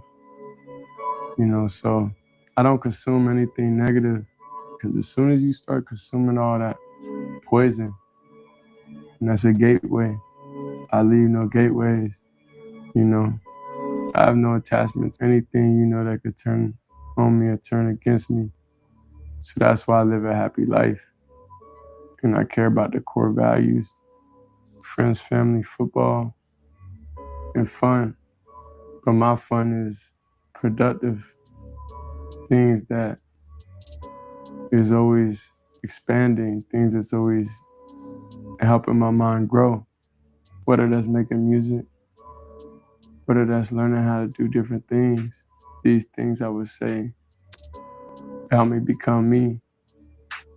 I would say this past year gave me a different perspective about everything. And I would say a perspective that helps me find true joy and happiness in any situation. Because I look at the great things in life. I look at a lot of things differently. And I enjoy it more, honestly. So I would say this past year was probably the best thing because it helped me realize and bring different things out of myself. It helped me separate from people that, weren't truly for me. So I'm happy that the separation happened. I'm happy that everything happened how it did because I got another opportunity. And that's all I could ask for. Relationships with me is the most important thing. I would say everybody's gonna have ups and downs in life, but it's about who you could count on, who you could lean on. And throughout everything, I understand what's real relationships and what's not. We don't have to talk every day to have a relationship, I would say, because most relationships aren't required to talk every day. That's something I would find very important. People would say they support you, but never really support. A lot of people would go online and show support, but personally would never reach out and do anything. So I understand what actually having your back look like throughout everything. A lot of people talk about it, but they don't really do it. And I don't really respect those people. I don't respect people that talk down on other people for financial gain. Talk to them, young blood. For their own gain, you gotta understand the media. It's like, if I understand my name is an algorithm and everybody's content creators, how could I ever get mad at somebody making their money? I just can't respect them. Yo. So that's where I would say last year, I would say I took it a little bit more personal because there'll be people, you viewed a certain way at some point in life. And then when everything went down how it went, it was no, let me help. There was nobody reaching out. So that's why I say me and the family respect for a lot of people went down, but we understand it. We understand what you gotta do, how you gotta feed your family. But personally, I could never talk down on another person negatively, and you don't even have a relationship with that person. Because when that person rises to the top, they're always gonna remember that. I know I will. And I know they should too.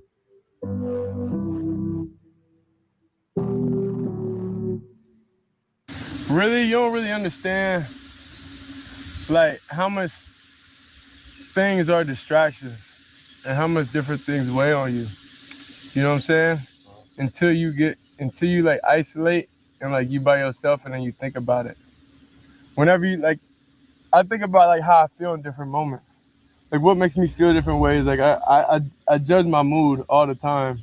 So like if I feel motivated, if I feel don't, it's like what's the why behind it? You know what I'm saying? So it's like for me to understand different things that I isolated, when I isolated, that helped me understand myself more. You know what I'm saying? So it's like some people weigh on you more, and whenever they're not around you no more, whenever they're not around, then you feel better. You feel me? That's what I be taking from a lot of things. It's like, as an individual, the best thing I got throughout everything is a different perspective. And this perspective gonna make me one of the greatest. I'm always gonna be legendary. I know that. I believe that. I stepped that. The best thing I got throughout everything is a different perspective. And this perspective. I found out about that, but then the deeper meaning of that. Have a damn, yeah, but the deeper meaning of that is like control group of like how you want to feel, like a control group of like these are the boxes I check when I'm in my most optimal living state, emotionally, physically, spiritually. Yeah, 1,000,000%. And like I said, I felt like that. But then I tried that. But I tried it doing things I went back to on the external side. You get what I'm saying? So it's like me, I throw some jewelry on, do all this stuff, you feel me, that I did when I felt at my peak. But it's just like at the end of the day, it's like those are external things. And those don't really make you feel that. It's not intrinsic. You get what I'm saying? So yeah, you could look back and be like, dang, I felt good when I did this. But those things that you was doing was more like external things that didn't strong. really. Yo, it ain't strong that shit because then it ain't in your control. Because then if you don't got it, then you can't create that. 1,000,000%. You can't, like, imagine if you ain't got no jury. What if your jury box not there? So now you ain't got your confidence no more. Now you ain't there without the jury. That's what I'm saying. So why you think? So why you think shit me? I ain't been wearing no shit because I gotta feel great without anything. You feel me? I wanted to go back bare human and feel that power from within. And when I went that, then it's cool. Now I could put some jewelry on. Now I could do all this cool stuff because it's like I know the power is within myself. You get what I'm saying? Even you was telling me that last year. He played with us last year, preseason. You feel me? I'm chilling. I'm like, I don't know if I'm gonna go big speaker box, walking in, Panthers game. You feel me? I was like on some chill stuff. I said, nah, bro, I don't know about that. Then he started cussing me out. Tell him what you said, cuz. We're gonna do foot golf.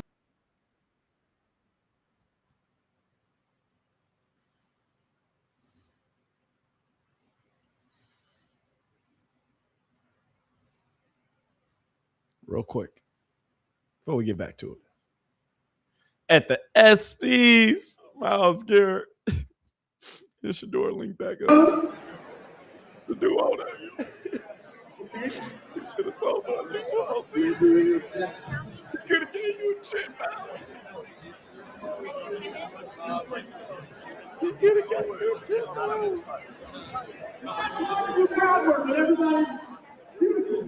Damn.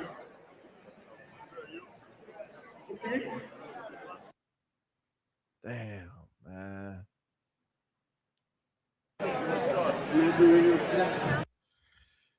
That's tough. But goddamn, Myles, hey, we might have to hit up Brian Urlacher and Coach Deshaun Sanders to see how they got their what's the name? Because yours about to go, big dog. You about to go. It's running from you, big dog.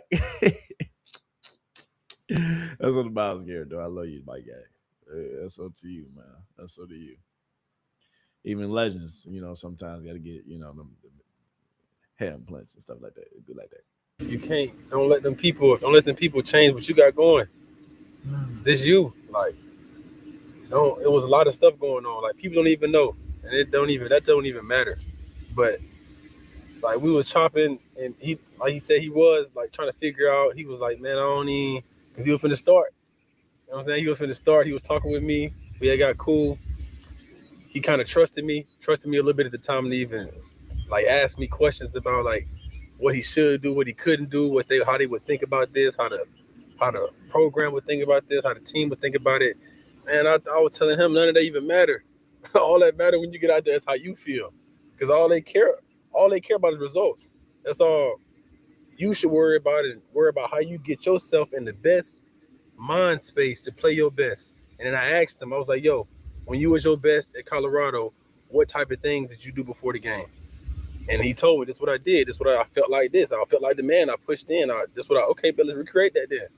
Yeah. That's what we got to do. Recreate for you to, because none of that other shit, man. None of that fifth round, none of that your dad, none of that matters now that you finna go in and be the starter. None of that matters right now. There's an opportunity that you need to figure out the pieces that you need to put together to be the best Shedeur Sanders, to prove to yourself. And that was what I was telling, like, it ain't about nobody else. It's about proving it to yourself that you are what you are. And he knew that.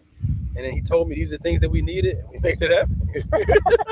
The rest is history. That's it. It was high pressure situation. Even going into this year, it's high pressure. You know, so it's like I know it in myself. I know what I'm gonna do, and I know how dedicated I am to being great. So everything else don't matter because I know what it takes to get to that point, to get to that feeling, to have that confidence. But it was like for a second, you feel me? I lost that, and I can know that. Like I look back and for a second, I definitely lost it. And then it's hard. It's just being in the environment without anybody initially you could lean on. That's how me and him got cool.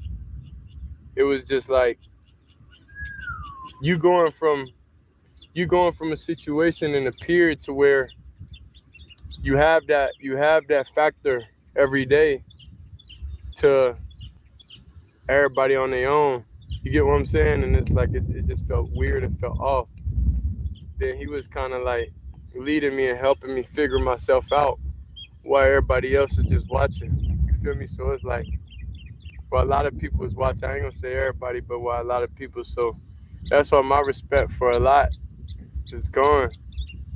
Cause it's like everybody supports you from afar, but it's when it's daily, when it's conversations, when it's things that could actually help you, it ain't nobody there. So that's why I know, you feel me, when the world when I display myself in my best form this year to the world, it's like I don't need all the external stuff. I don't need no new friends. I don't need anything new. I'm fine with the basic chill system that I have now because I know this will take me where I need to go. I would say you feel pressure when you let external things dictate how you feel. I don't feel pressure because I know who's on my side. And with God is nothing can make you feel any type of way. That's just your attachment to things that's not serving you. That's attachments to social media. That's attachments to drugs, women. That's alcohol. That's attachment to things. Like I say, I don't have any attachment to anything that will bring me down or make me feel any way. I'm in control of my mood every day. And that's something I've been studying within myself every day. And that's what made me understand that concept of great position, feel bad. Bad position, feel good. It all started to make sense.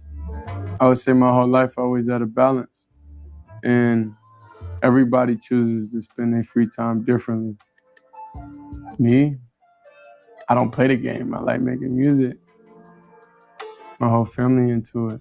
So I just spend my free time doing something that's productive within myself. It's like mental therapy. You get to release, you get to have an escape, I would say. And I could care if anybody like it for real. Because I like it. and I would continue liking it because it's authentic to me. I would say my escape overall is making music and hearing music. I like to go back and feel those times that I felt however way I felt.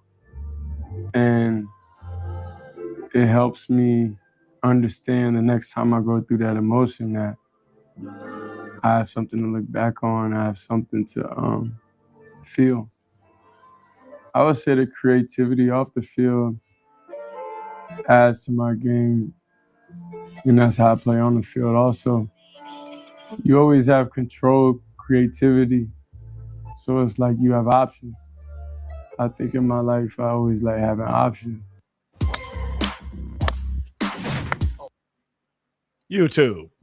You see how we in the video, we over here getting live, and that boy just said something though that was really important though. Having options, giving yourself options, but in a sense to where it is more so benefiting you, and you're gonna be ultimately productive with giving yourself options, and it's gonna help you get to that next level. You know, having options is never a bad thing; it's always a great thing. That's what's gonna, give you that boost. Options. I think in my life, I always like having options. So that's how I feel my best. That's when I play my best. That's why I am who I am. That's cool. And that's why I'm truly thankful for Andrew Berry and his coaching staff and everything, because even since day one, since they got here, we got plenty of options when it comes to different things that we see, when it comes to different things that we do. And I'm truly excited about that. That's why this year, it means more than ever to me, because it's just the next step in the journey. And I understand it's different paths, it's different ways things have to go. And I'm fine with it. I'm happy with it. Because this brings out the best version of me. I would say last year was definitely one of the hardest years of my life. I'm not that old, obviously. So hopefully it's not many more Like you're about of those. 45 with about 10 But kids. you gotta always, hopefully it's not many more. I'm not that old, obviously. So hopefully it's not many more of those. Fire though, kid. But you gotta always have that confidence. For a second I had to look in the mirror and tell myself, you know who you are. Don't let anything or anybody take it away from you. Because I'll say for a second that doubt was there. But with God, I was able to push through everything. That's why I am able to be me, because I understand the bigger picture. I would say I want to be one of the greatest. And I truly mean that each and every day. I strive for that. And that's why for me, everything is about expanding your mind. When we making music and stuff, all it is just expanding your mind to think different things. It's just challenges. I like the challenge. I don't like the challenge of playing a game. That's not going to help me in life. I don't like the challenge of all these other things. That's not what brings me joy. I like the challenges that life brings. And how much I know within my mind I could do. Because confidence is everything. It's not about flesh. It's about how you feel. And not even about how you feel sometimes. It's about what your purpose is also. So I would say I think a lot and reflect to try to be the best version of myself and the best version of Shedeur Sanders I could be and I can know I could be. Opportunity is there. At this point, it's just about if I'm going to seize the opportunity. You got to think, why would I do all this if I didn't wholeheartedly believe I'm going to be successful? I'ma show them what I'm really about. People switch up on me cause it didn't go as planned. I can't respect it, man, you supposed to stay down to the end. They turn their back on me, so ain't no turning back to them. The best thing I got throughout everything is a different perspective. And this perspective gonna make me one of the greatest. I'm always gonna be legendary. I know that, I believe that, I stamp that.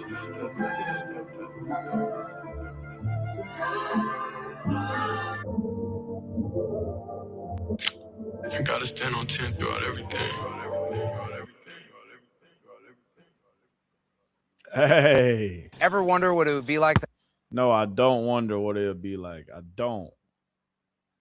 That's up to Shedeur Sanders, though, man. Hey, I'm here for it, dog. Y'all know who my QB1 is. Ain't nothing else needs to be said. Ain't nothing else needs to be said, my friends. But, you know, somebody always got something to say. These clowns always got something to say. Besides, AJ, I mess with Huspanjada. Moving the show forward, we have to talk about the Cleveland Browns. Their This new guy- edge, Jared Verse, spoke about the Here, quarterback here. battle between Deshaun Watson and Shedeur Sanders, saying, quote, "These are two great quarterbacks. So far, I've just seen two elite QBs battling it out." You guys' reaction to this being labeled, this entire quarterback competition between Deshaun Watson and Shedeur Sanders being labeled a battle between two elites from It's everybody so this long, offseason. bro. All right, look, Prize Picks is America's #1 sports pick site. Sean will say he has of late, and I say this with all due respect. Shedeur Sanders nor Deshaun Watson as of late have proved that they are an elite NFL quarterback. This isn't disrespectful. They would say it. Deshaun can't say he's played at an elite level right now. So as long as the Browns are living in this lie that we have two elite level quarterbacks, number one, your quarterbacks won't be pushed as much as they should be pushed because you're calling them elite. And number two, you're not going to elevate that room. You calling them elite? How is that not pushing them? Shouldn't that make them want to be? Never mind. Necessary as you need to elevate it because you're believing this lie that you're elite. I don't walk into the speakeasy every day saying we got an elite show. I say we got a show that's getting better. I say we got a Bro, what? Bro, what? Yo takes, oh my goodness, you be killing me, Smalls. You should walk into your own show saying we got the best show on the planet in the world. Yes, you know you got to get better. Duh, you always got to get better. That's anything and everything in life. But dog, what are you talking about? I don't walk into the speakeasy every day saying we got an elite show. I say we got a show that's getting better. I say we got a really good show. Shout out to y'all. Y'all are making the show great. But I'm not sitting here saying that we have an elite show because if I'm carrying myself as out to y'all every day saying we got an elite show, you're not going to elevate that room as necessary as you need to elevate it because you're believing this lie that you're elite. I don't walk into the speakeasy every day saying we got an elite show. I say we got a show that's getting better. I say we got a really good show. Shout out to y'all. Y'all are making the show great. But I'm not sitting here saying that we have an elite show because if I'm carrying myself as though we have an elite show, then we're not going to push ourselves to get better. The Cleveland Browns acting like a quarterback that had maybe 7 touchdowns and 10 interceptions last year is elite. Or Deshaun Watson, I believe, that has 19 touchdowns in his 4 years in Cleveland is elite. That is a lie. And you will not improve that organization if you are lying about the most important position, Jared Verse. So to me, you just got there. You don't need a lie. You're incredibly talented. They're going to like you whether you lie or not. That's the basis of my reaction to this at first is you'll never get better at anything in life so long as you lie to yourself. My new evil phone company will have the most confusing. I'm happy that commercial came on because I don't even want to hear no more of what you got to say. Such a horrible take. You should be ashamed of your guy to say himself, Acho. God fucking damn. Man, you got a nerd out this stupid look on your arm. I'm going to show this stupid look he got on his face in 2 seconds after he done saying what he's saying. I'm going to pause it too on the stupid look because this dude's a goddamn, he's a clown, bro. He's a clown. I don't even believe the shit he be saying. I'm sorry. Got to call a spade a spade. Anyway. Oh, yeah, I got to show myself for this. I'm in the building for this one. Lie to yourself. Look. After he said it, look at his face. See? It's an important position, Jared Verse. So to me, you just got there. You don't need a lie. You're incredibly talented. They're going to like you whether you lie or not. That's the basis of my reaction to this at first is you'll never get better at anything in life so long as you lie to yourself. He is absolutely 100% lie to yourself. Look at his face. He's like, damn, did I really just say that dumb shit? Yes, you did. He is absolutely 100% supposed to say exactly what he said. Thank you. You know it and I know it. What he gonna say? Man, we got some bum-ass dudes trying to be the quarterback. I have one good one and one bad one. And we have two average ones. You were supposed to say exactly what he said. Man, I got two elite guys battling out, man. Let's see how this thing shake out. That's exactly what he's supposed to say. That's what a teammate is supposed to do, because if you say anything other than what he said, they're going to be looking at him sideways. That's a fact. But more of the story is, as a teammate, being a good teammate, and especially a guy that just got traded there, what else am I supposed to say? Ain't nothing really else needs to be said about it. But I chose, that was a dumb take. You should always think anything that you do and everything you got going on, it's elite. Obviously, you want that drive, you want that hunger within yourself to know you got to continue to get better. But at the same time, with you continuing to get better, dog, don't be an idiot. Don't be an idiot, bro. Like, if you don't think your stuff is elite and you elite and what you got going on, like, come on, bro. You got to do better, man. Do better. You know? We shall see, though. That's up to Shedeur, Deshaun, putting in that goddamn work. Can't wait to see what continues to go on.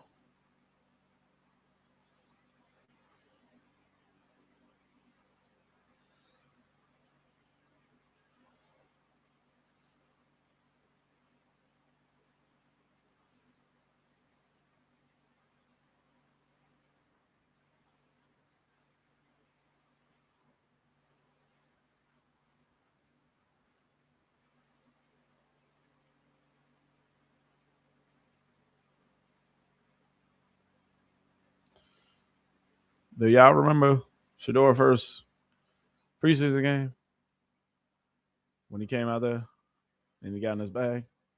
Nothing to share. Hold on. What the hell? Shedeur, you look so comfortable tonight. Whether it's the boom box as we saw you coming in, the dance and the wrist flexing, or the accuracy and the pocket movement. What did you want to show people tonight? I'll just get my feet wet. That's it. You know, this is a good practice showing overall. So I feel like I did everything, you know, I could tonight. I feel like there's definitely room for improvement, you know, in many areas overall, and just consistency and getting in my groove. When you don't play for so long and you get back out there, you got to find your rhythm. You got to find your groove. It's the first time for everything. It's the first time not even having Pops as the coach where he know me, you know what I mean? So it's definitely changed and it's definitely different. So it's just adapting to it. But the way how everybody was today, the coaches, you know, I'm just thankful for the opportunity and the guys out there playing. Ball. It was different. You know, it was a different vibe. You mentioned the rhythm. You've done a lot of waiting this spring and summer, but today was your opportunity. Led 3 touchdown drives, threw 2 touchdowns. What would you grade your performance today? I would say a C+. C+? Yeah. It's passing. It's passing because we got the win. You know, that's first and foremost, and that's extremely important. But, you know, Pop said, you know, take advantage of the opportunity, and I don't feel like I did. So, you know, I feel like I let him down a little bit. But on the team behalf, I feel like I ran the offense pretty well. I feel like I got to my decisions, and in some things I could have done better, and different process where I could speed my feet up. So, you know, I'm just thankful for the opportunity. I'm happy, you know, we won, but it's definitely still time to go to work. Right. Obviously, you're critical of yourself. I think a lot of people at home would think you put on a show. What is the element you want to improve on the most that you said you thinking you let Pop down on? I would say definitely getting to that rhythm early. You know, that's something I've been working on even since college, you know. So we can't, there's no circumstance we could start out, you know, throwing 0-1 off rip, because then you go in the hole and you got to get back out the hole. And one thing I pride myself on is getting out the hole. So, you know, whenever you go down, you ain't going to go too deep down. You're going to get back up, and, you know, you're going to keep doing it over and over and over again. So I'm just thankful for the opportunity, thankful for, you know, being out here, being able to have fun. Just everybody dream to come out here and, you know, play the game free And that's, what I'm thankful for. You talk about playing the game free. It looked like it. Let's talk about your 2 highlights. You had the touchdowns, and it looked like tight windows. Yeah. Can you take me through each of those plays and what you saw inside the pocket? I'm not even sure. I don't even remember that, honestly. But it was just trusting the reason. The guys getting there. So it's a feeling, And I know when I got that and I know when I got that feeling. So when you're out the rhythm for a second, it. You got to find different ways to get in that mode and get in that rhythm. So that's what it is. I felt like I had small pockets of, finding out how to get into that, So I just got to find out, regardless of anything, how to get into that early and often and having endurance and then when. After his first NFL preseason game, man. I thought they was going to show a few more highlights, but that boy, hey, handling himself well. Everybody want to doubt. Everybody want to say this, want to say that. Come on, man. He been that. He been that. I can't wait.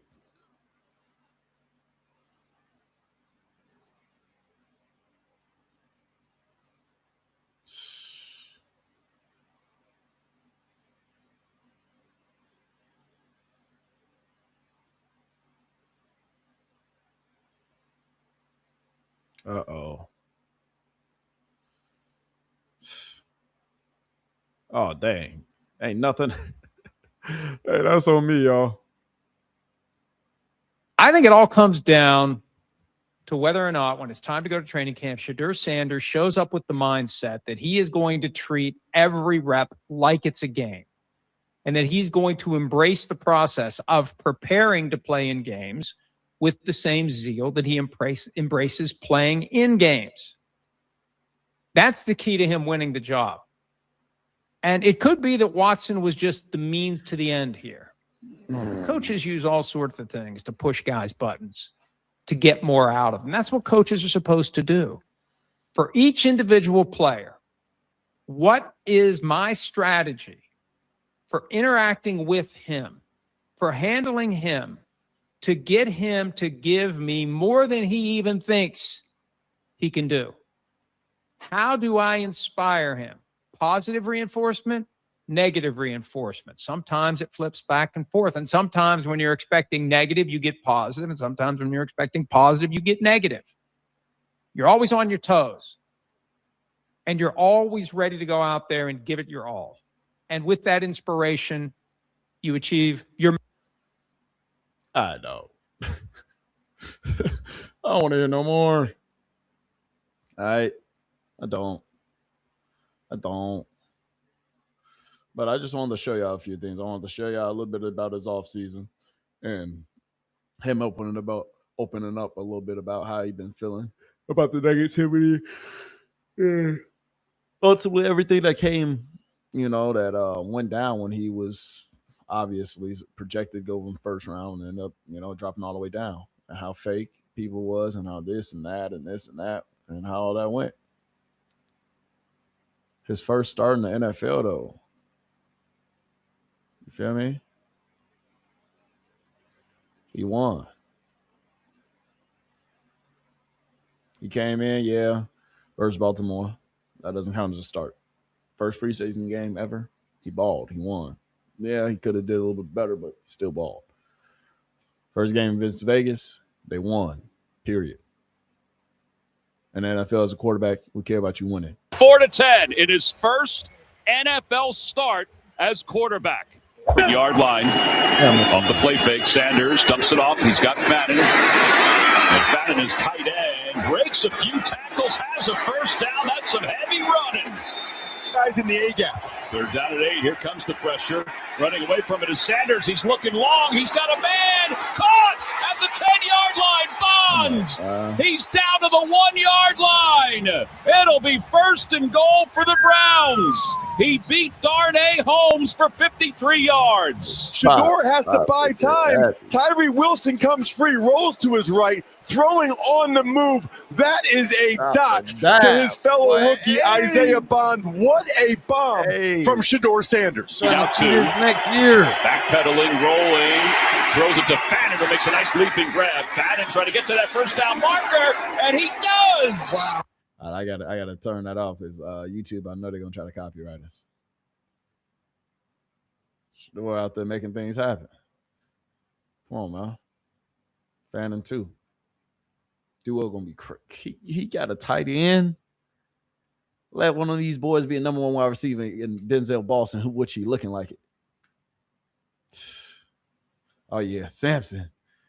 Gone to the house. 66 yards. It is the first touchdown pass in Shedeur Sanders' career.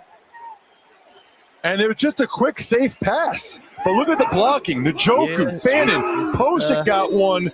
And I don't know what Lonnie Johnson, the safety for the Raiders, is doing, but Sampson just dusted him.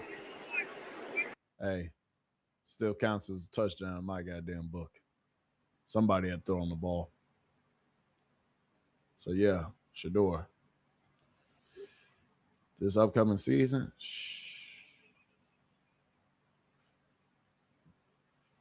that's all that matters, bro. That's all that matters. Ball, work. Ain't none substitute anything but work.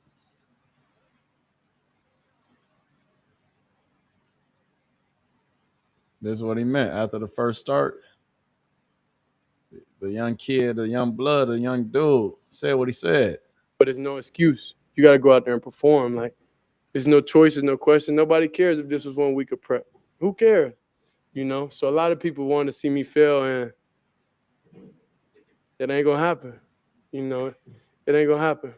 But there's no excuse. You got to go out there and perform. Like, Yo.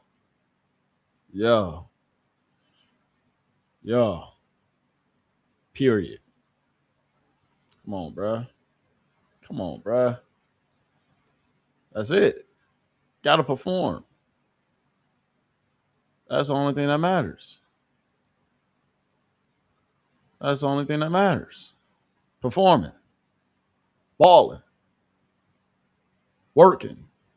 Cleveland, this is going to be more interesting than I think people might be thinking that it is on paper, because you have a player in Deshaun Watson who is still getting paid. He's in the final year of that 5-year, $230 million contract. They know what Deshaun Watson has been in the past. They've seen him play winning football. They got to see when he goes out there and it's live and he's actually in game action and he's got people, frankly, heckling him and yelling stuff at him and everything's moving faster. How does he respond?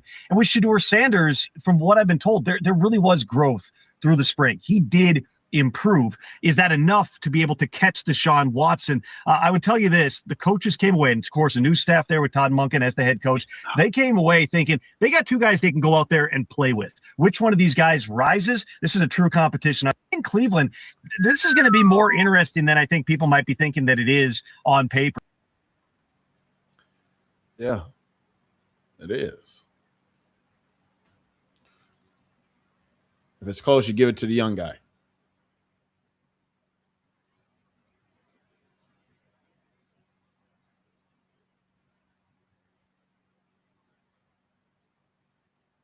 Come on, bro.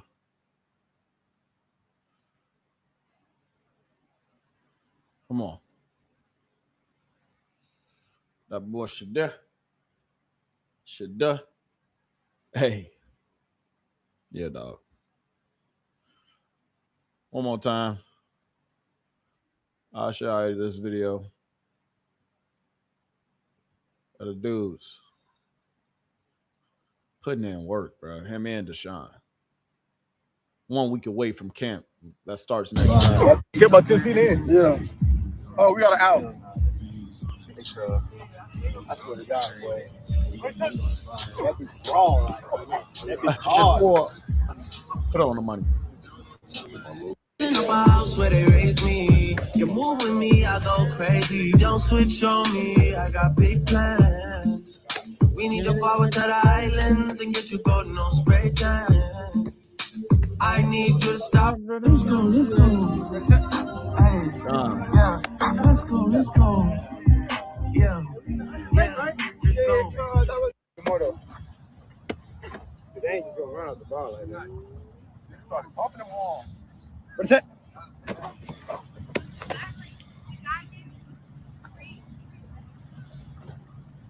Right, sir. Hey, son, slot fade. Oh, yeah, go well. Yeah. That's so cool. Hey. Oh, I'm here for it. A lot of people going to say why they're working out together. Why are they working out together? Why not? Why not?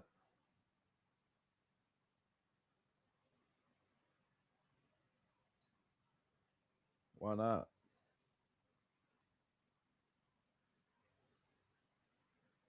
All the wide receivers there, the whole position group there.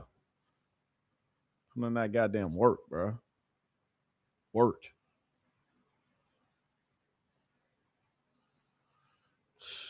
Come on, dog.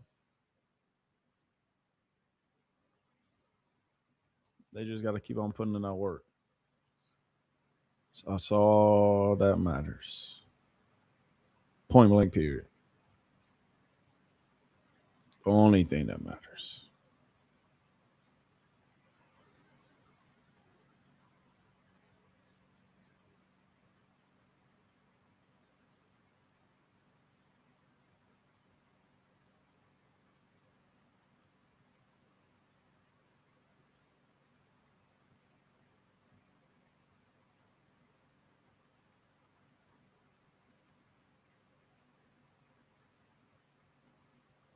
Oh, crap.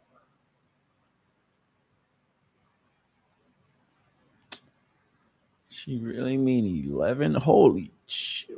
Holy. Dog. That's crazy, bro.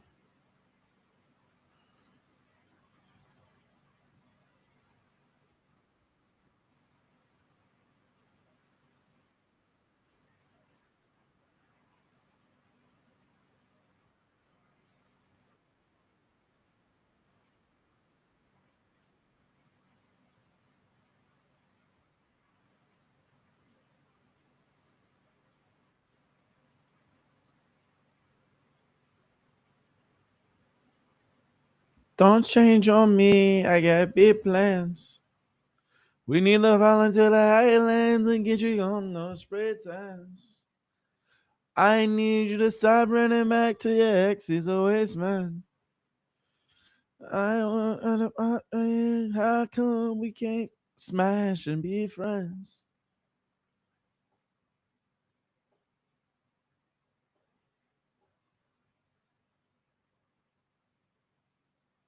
I'm blamed for real. I might just say how I feel.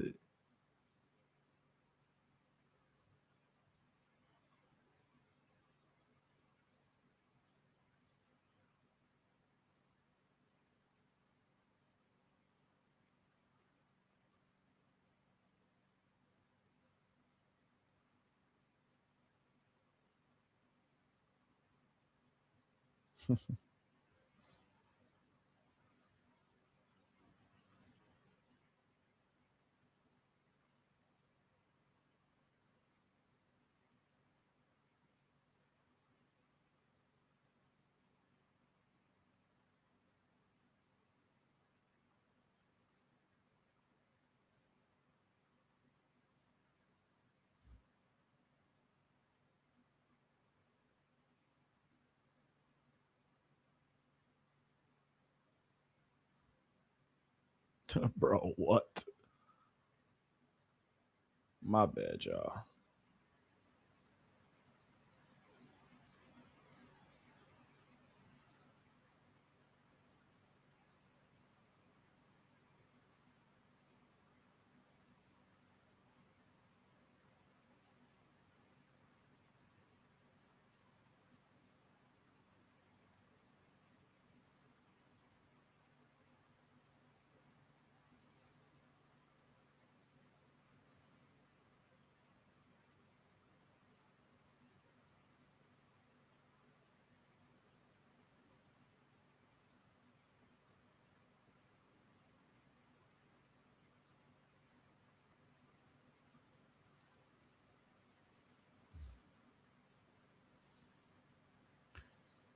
Dog, hold on. Hold the phone. Hold the phone, my friend.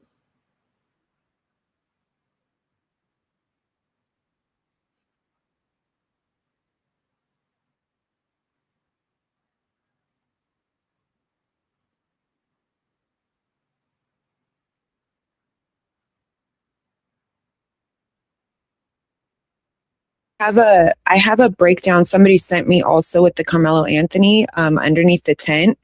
Oh, okay. And the slow-mo, the zoom in and the zoom out and the pause and just everything is amazing.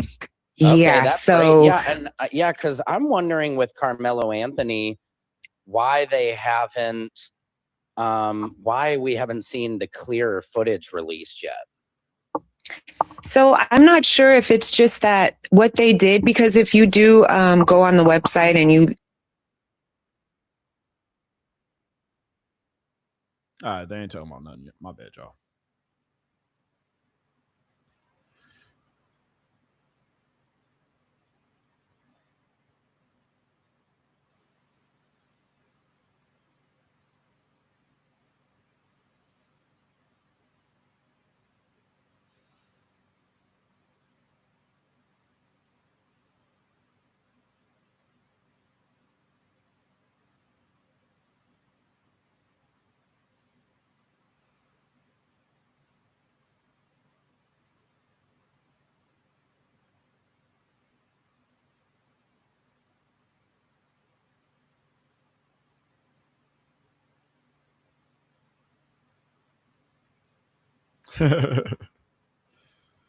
This is hilarious. Hold on. Sidebar. You need to find me my own house. You really are on drugs. You need to find me an Amex card. You need to find me more clothes. You know what I mean? Like there's so much to build. Like how you said you're still going up. We can go up together. This doesn't have to be a you thing. It can be a we thing. And then when I'm older and I have nothing, Nursing home. and I need you to take care of me, Nursing home. you can't do that. Nursing You're not home. going to do that. 2 words, Dad. Nursing home. So you'd put your dad in a nursing home. Nursing home. Well, what else would I do? Take care of you myself? How about that? Or put me in your home and have 24-hour nursing assistant. In my house? Yeah, why not? With my kids? And my car? And my husband? And my pool? And my guest room? I'm just your dad. Exactly. The one that made it all possible. I would love you from a distance, Dad. You know I love you from a distance. We better that way. You're my heart, though. Can we leave now? Can you just say goodbye to the audience? Because I'm done. I'm done with this. I had a great time here with you guys. You know, as always, it really matters that we get to spend this time together. I would love to come back soon, so make sure that you spam the comments, find his email, spam that too. Get me back on. By the way, why does it say official Samantha A. Smith? Thank you so much for bringing that up. That's so selfless of you. That's my Instagram. You guys should go drop a follow. Hold it. Why does it have to be official? Why could it just say Samantha A. Smith? Because when I saw your username and yours was just Stephen A. Smith, I was like, that's basic. I need to do official so they know I'm not here to play like you are. I had a great time here today, you guys. I really clock it. Go ahead real quick. Clock it. Clock it. You guys, I had such a good time here today. I love spending time with you all. So does my dad. Thank you guys for taking care of him while I'm gone. But I'm here. Let me know if you guys want to see more. Let me know what you guys want to see. Let me know if I should start my own podcast. Let me know if I should crash his more. I think that there's even more to talk about. Are you asleep while I'm talking? Are you asleep while I'm talking? I'm wide awake. Dad, like, the levels of disrespect that I experience in this relationship are like unfathomable, truly. It's been great. The thing is on the boat. Oh, yeah, that's like what it it is. says Lil Daddy. Can you guys see that? Now I'm not sure. Here's the original of what it says. And again, I'll share the photo of what it looks to be Nolan. 1 second. Bro, what? Okay, it's on here now. Thanks for bearing with us, everybody. You know, it's not easy rolling all this stuff in. But so you see, that's the picture that I enhanced. And then let's see, here's the original picture from the video. Let's see, I believe that's it. So you see how that's blurred. Do you guys think this says Lil Daddy is the name of the boat? Because I don't think there's another video we've seen that potentially says what the name of the boat is. But and so what you can kind of see in this picture, which you can't really, I'm going to try and pull it up, is that this is Nolan Wells here on the what looks to be on the boat. So let me see if I can pull this back into ChatGPT and ask it to clean it up for me. ChatGPT is really amazing. They said yes, Lil Daddy is on the boat. They said we need teenagers to yeah, they said it does. You know, I mean, it looks like I'm showing right now the original picture from the video, but I'm just wondering if that's Lil Daddy, or does anybody else? They said the original looks like Mac Daddy or The Daddy. Oh, I see. Oh, right. It could be Mac Daddy or it could be The Daddy.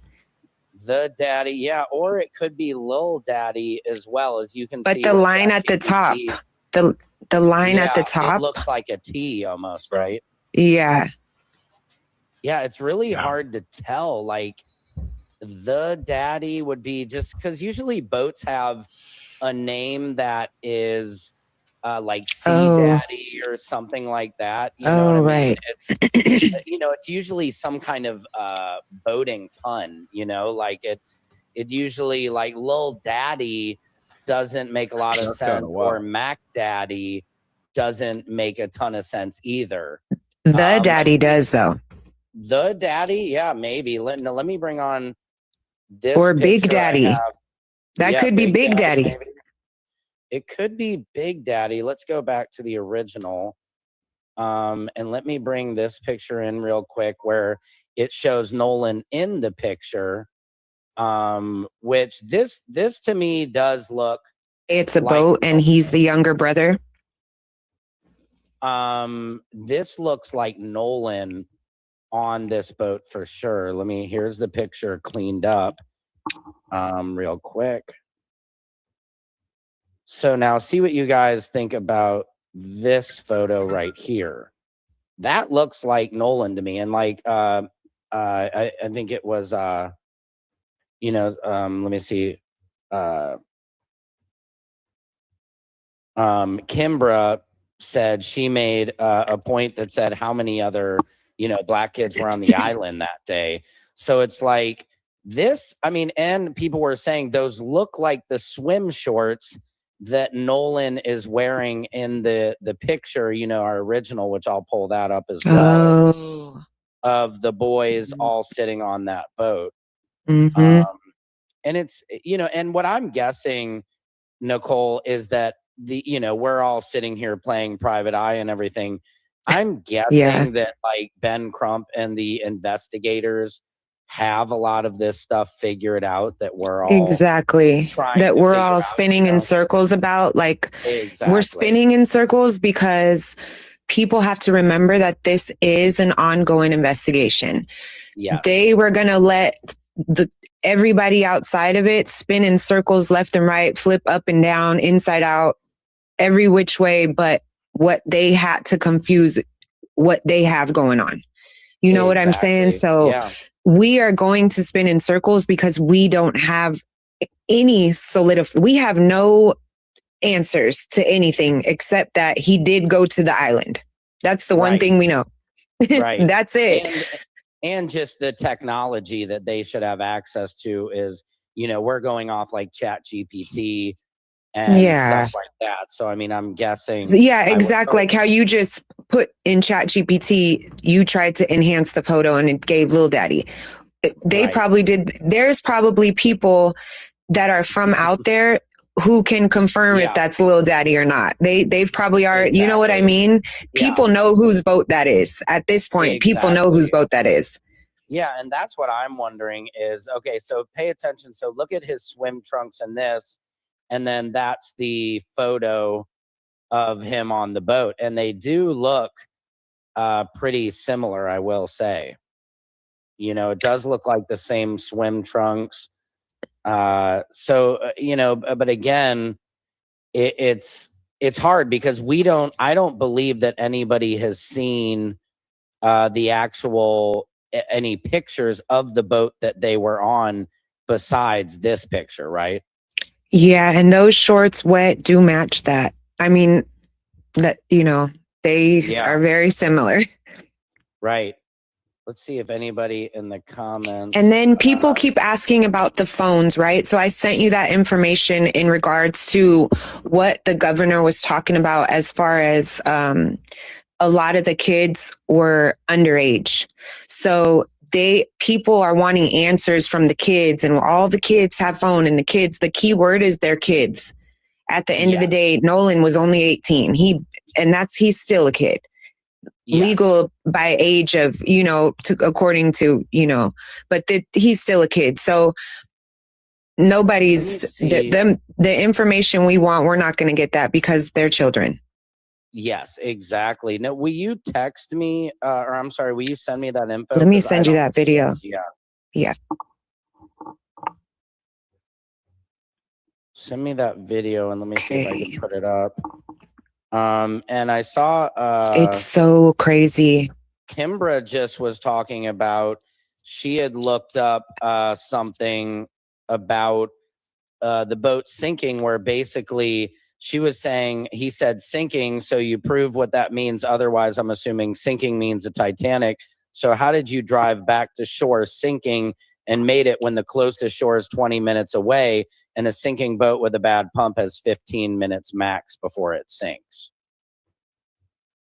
So let me see. I might ask her if she wants to join. Let me see. Hey, yeah, because she's on it. She's on it too, man.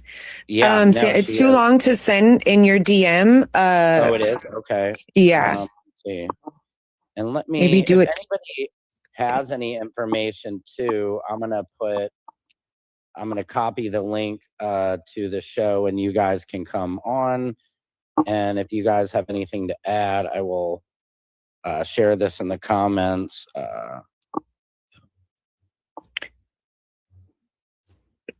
Should I just post the video and then you? Yeah, why don't you post the video, Okay. and then I can see if I can show it. Okay. Yeah, people are saying Yak Daddy, somebody said. Oh, Yak Daddy. Yeah, I don't need, but again, it's always, all those boats are, it's always like a pun, you know? So like I was even putting into ChatGPT, like okay, so obviously we can see that it's Daddy, right? I mean, this is the original one right here. Okay, Kimbra has entered the studio. Let's bring her on. Lawyer. Kimbra, how you doing? I ain't moved out of this bed all week trying to solve this case. I know, no shit, man. We've all been like working overtime. My wife is like, yeah, that's all you're doing is you're on your phone, you know, like doing this. So Kimbra, let people know real quick what you were just saying about the bilge pump and what you had kind of just, you know, you think you figured out here. Well, I mean, I can't hear her. You can't hear me? You can't hear her? I can hear her, so it must be something on your end, Nicole. That's weird. Everybody can hear Kimbra in the comments, right? I'm pretty sure. Yeah, I can hear you, so I think I don't know why you can't hear Nicole. That's odd. I don't know. Well, keep going, Kimbra. I think everybody can hear you. I'm just like, first of all, I'm just confused if people were even focusing on the right boat, you know, because everybody's saying the news, huh? No, keep going. Everybody can hear you. You're good. The news reported that GPS was the boat Nolan left out on, right? Yeah, that's what I believe. But the news reported. Yeah. That's not what people are saying. So I'm confused there. Because, then I don't know, like, I feel like the news is not a credible source because they can pay them people off just like they went to TMZ and Rolling Stone. Right. So, and you notice how the news just showed us certain clips of whatever. Anyway, what I've just Oh, discovered you guys, I about feel left out. I can't hear anything. keep talking and then people talk over me. So Maybe Nicole, maybe try to come off the feed and then come back on and see if that does it. or mute or something. I don't know. Okay, so what do? I just exit out and hit the link exit again? Out. Yeah, and hit the Okay. link again. That might do it. Yeah, because I can hear her. Okay, I'll be back. Okay, thank you. So keep going, Kimbra. Well, I'm trying to figure out what the hell's going on because here's what I know that they're presenting to us, right? They're if I'm wrong, let me know. But they're presenting to us that at 4:30 on Horn Island, they called for a tow because the boat was sinking. He didn't say the boat was taking on water. He didn't say something was broken. He didn't say something was malfunctioning. He said the boat was sinking. Now, it's up to him to prove that in court that didn't mean the Titanic. But if I'm your lawyer, if I'm Nolan's lawyer, you're going to have to, that's the Titanic to me, bitch. If you say sinking, I'm going with Titanic. Okay? Right. So I don't and then he said, come get us. Right? Didn't he say, come get us? Right. I don't recall anyone reporting a tow off of Horn Island. I don't recall anyone seeing a boat being towed off of Horn Island. Right. So if that's the case, and then the GPS showed that he drove from Horn Island back to his original dock that it left from. Right. So that's the math. I said, well, let's calculate how long that takes. And I looked. So the closest, just to give them grace on their story, it said 20 to 40 minutes is the closest shoreline. So let's just say the closest shoreline is 20 minutes. Okay. I Googled how long it takes the boat to sink if the bilge pump. I said if the bilge pump is messed up and the boat is sinking, how long do you have? How long can you drive around? And Google said 2 to 15 minutes. Now I'm not familiar with bilge pumps and things and like that, but I'm familiar with words. Okay, I'm a lawyer and I'm just attacking I'm not a boat specialist. So if you're like driving from the western part of Horn Island to the closest shore would be 20 minutes, but you're sinking, that means the max you have is 15 minutes and you're sunk, which means you'd never have been able to make it back to shore. You would have sunk at the 5 minutes. You would have had that. Even if so that's the biggest grace we're giving them, right? Yeah. Because like if we give them 40 minutes, then you know what I'm saying. Then they have 30. They would have sunk 30 minutes away from shore. Right. And you would have thought they would have hopped on another boat instead of like, what I don't understand is why wouldn't they, if they were getting towed, why wouldn't they hop on the other boat that was towing them? I'd be surprised if they would stay on the boat that was sinking, that was towing them. You know what I mean? I think that call again was a red herring to like do. I mean, this is really so deep. I'm mind boggled. But yeah. I really think that something happened at that party. I don't think anything happened on these boats. I never did think that, just because like whoever said that story. Let's play like this. The kids did not want to rat each other out, right? Right. So if I'm a stranger making up some story to get Evan in trouble, how the fuck am I know about that basketball goal? Let's start off with Carmelo. Right. Yeah. Can you hear now, Nicole? I can hear you guys. Hi. Okay, great. Hi. Yeah. Yeah. I think, like I was telling you the other night, I think I either believe what that woman, Alasia Spencer, said. I don't know. Maybe that's a fake account or so she could come on and not be exposed. But I think he either was given some drugs that had fentanyl in it and he OD'd and they freaked out and didn't know what to do. Or like you were saying, Kimbra, you thought that story, it sounded way too detailed to be made up, where they said they hit him with a pole and then they saw him over by the basketball net. But Kimbra, remember the other day you took the screenshot. You took the screenshot from the picture on my page, right? So the mom says she doesn't know the Alasia girl, right? But then you said the name on the bottom of the picture said Anna. Well, no, right? Girl, the person that told me about the Alasia girl said she was to someone named Anna. Right. Yeah, they were. So wait, what? She said that she was talking to Anna and got this story and sent it to me. She said who told me, and she sent me the screenshot. But the screenshot said Alasia. So in my lawyer brain, I didn't question it because I was like, I knew it was a different name. I knew Anna was, but I saw A''Lasia, so I assumed it was like short for Annalasia. Because like I didn't think. So also, I think Wyatt's sister's name is Anna Hudson. Yes. Well, that was the guy. That's right. The guy. So the guy who contacted me, you guys can keep talking. Let me pull his name up while I search for this. Yeah, here he is. He's the one who told me about I believe an Anna girl who was from, or no, this was the original girl, the woman who talked to me. Who, hold on one second. Let me pull this up while you guys keep going. If like that's what if your fentanyl example was correct, we would nothing would have been wrong with his body to where they would have needed to like hide it this much. Facts. Yeah. So you guys feel like they're hiding it? Yes, because they beat him. Something's wrong with the body. They're not. That's why they won't release. Because they said that what hold on, what did they say? Well, right, the something nurses, yeah. I'm saying if it was drowning, they would have released the autopsy the first day and said water and lungs. All right, we're waiting for. But the internet went crazy. The internet was not going to let Nolan's mom just let it be that. The internet was not that, because if it was that, they would have loved to prove that right away to shut everybody up. Agreed. And they would have they wanted to shut everybody up right away. They didn't want it to go on for 2 weeks, so they know it's not that. Because they would have been like, look, it's a drowning. Here, shut the fuck up. They didn't do that. They said no fuck. They're trying to cover it up. They're shitting. They're backpedaling because they know it's not a drowning. Agreed. If it was a drowning, we would have been done and over with this. But could it have been a drowning along with other substances in his body? Could it? I mean, is there? They would have said pending tox. Now it makes sense why they needed to use dental records and the body wasn't waterlogged. Those three facts. Dental records. Where is the facts that it says? Where can I look and see that the body was not waterlogged? Where can I find that fact?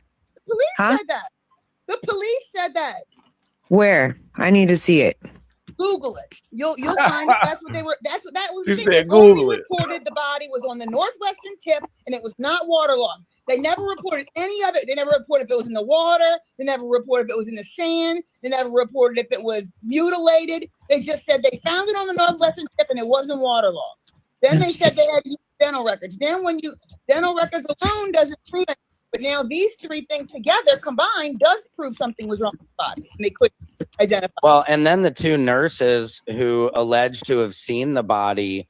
I mean, the way they describe it, it was face down. They said his body was burned. Sam, they didn't. Sam, they didn't. Those two nurses, they had on nurse outfits. Those were not allegedly, but they didn't. The two nurses never said they saw the body. They said they have a friend who works in transport, and he, like I told you, took a screenshot of that white clipboard, which they have in the video. It shows Xavier Wells. You can see that part. Yeah. That's the proof that those girls used to show, hey, I'm getting this information from a valid source. My source is the people he does body transport, from here to here. And this is what he told us. They didn't see anything. If you're on this case as a body bag person, you can open the bag. I would have opened the bag to see. You know what I'm saying? Let me pull that video of the nurses in here real quick. But my thing is, they said he was face down. They said that their friend told him he was face down. Crazy. How, if they're just doing transport and the body's zipped up, the body isn't exposed at all, right?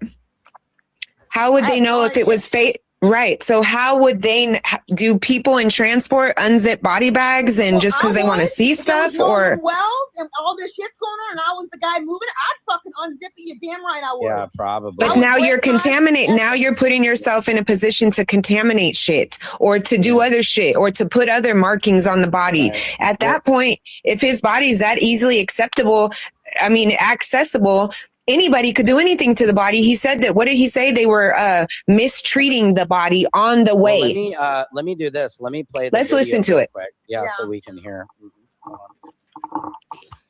So today, we actually know someone that works transporting bodies, human remains, and things like that. So today I got a call from that person, and they were just talking about the body that they came across. This was Nolan Wells. So before knowing all that, he said that Let me. I'm just trying to get it on to the video feed real quick. he was mistreated. God It looked damn, abused. It was like There we go. he was tortured. Oh, I don't know how to work a computer. Looked as if he was burnt, maybe. Where? Face, body. Said he was burnt. So can we stop it there for a second? Was mistreated Sure. when they transported him. So they are talking about their friend who saw it. Yeah, you're correct. Yeah, I wanted to talk about the body being burnt because my theory, if that's true, is that, okay, maybe they were trying to burn the body to get rid of some evidence or something, and that's why, it's burnt. I don't know if it would be tortured, but maybe they tried to set it on fire after to try to and then they didn't realize burned bodies don't burn like that. You know what I'm saying? And Maybe, they I had to mean, go dump it. It'd be pretty sick to go that far. But if that was the case, I'm sure the police would have found, where are they burning? Where's the They're not looking. They don't care. The governor just said, said there's no foul play. Today, 2 weeks later. Can't even give us foul play. We know it's homicide by now. He can't even give us foul play. We're cooked. We're cooked. Let me see, and I'll keep playing it. I'm also looking for this other. So, Kimber, you said somebody said they need to stop focusing on Warren's boat and they need to focus on Wyatt's boat. Warren's boat was the boat that broke down. Nolan came to the boat with Wyatt. That's what these people are saying, but the news reported something differently, remember? Now, didn't the news report that boat was the boat that Nolan's keys and Nolan went out there with, but never came back on? No, so the keys, remember they had spent the night at whoever house the keys were at. That's why the keys were on top of the Xbox because No, that's not what the news reported. That the keys and the boat were both in the. The news reported that the boat returned with his phone and his keys and not him. That's why I said that's impossible. That's why I said that's two pieces of crucial evidence that prove he was on that boat. Because, who you going to believe? The GPS and the keys or your friend who probably is a murderer? So I think those two pieces of evidence are way stronger in court to prove he was on the boat. And then, so that's what I'm saying. They had to, and the thing about the Xbox, I don't know. I feel like they went back. They had to go back to the house with all that stuff. I don't know. Well, the thing was, because remember they came back, the boat, remember you called them that the boat, the Blige pump is messing up, we're sinking or whatever. They didn't say that. They said, we're sinking. Can you come rescue us? So they had already went back to the original private launch, which obviously I think was one of their backyards that you can just pull up, and the original launch spot was one of the back of their houses. Yeah. They went back, they left from the house, they came back to the house. That trip to Biloxi, back out at 7 p.m. Then they had to get towed from there. So the question is, what time was that call made saying, come rescue us off, our boat is sinking? I think they said that was 11 p.m., wasn't it? How could it be 11 p.m. when the boat's GPS said 7:19? I'm sorry. I think that's when they finally responded was 11 p.m. But I want to say 4:30. They're alleging they called at 4:30 because the water. What the hell is y'all talking about? Then whose boat did that same boat? Okay, was that somebody else boat that made the call? Wyatt? Was that Wyatt or was that? So who's? I don't know. It's getting to the point where what, 11 o'clock at night, my brain can't even think no more, man. This case is so crazy. But that's what I'm saying.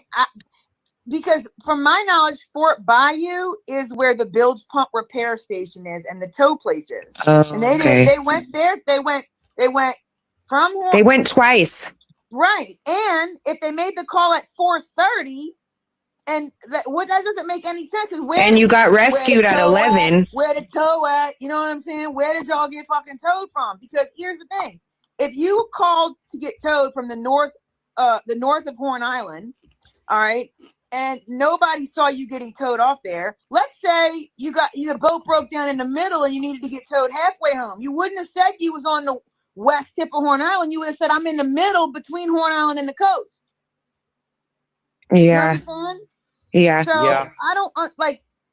that call doesn't make sense if it was at 4:30. Because did they get towed home? Because I was under the impression they didn't go get towed till 7:30.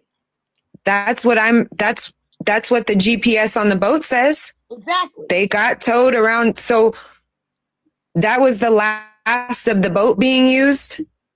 But here's my question. If they did get towed from Horn Island home, then the GPS would say the same thing, right?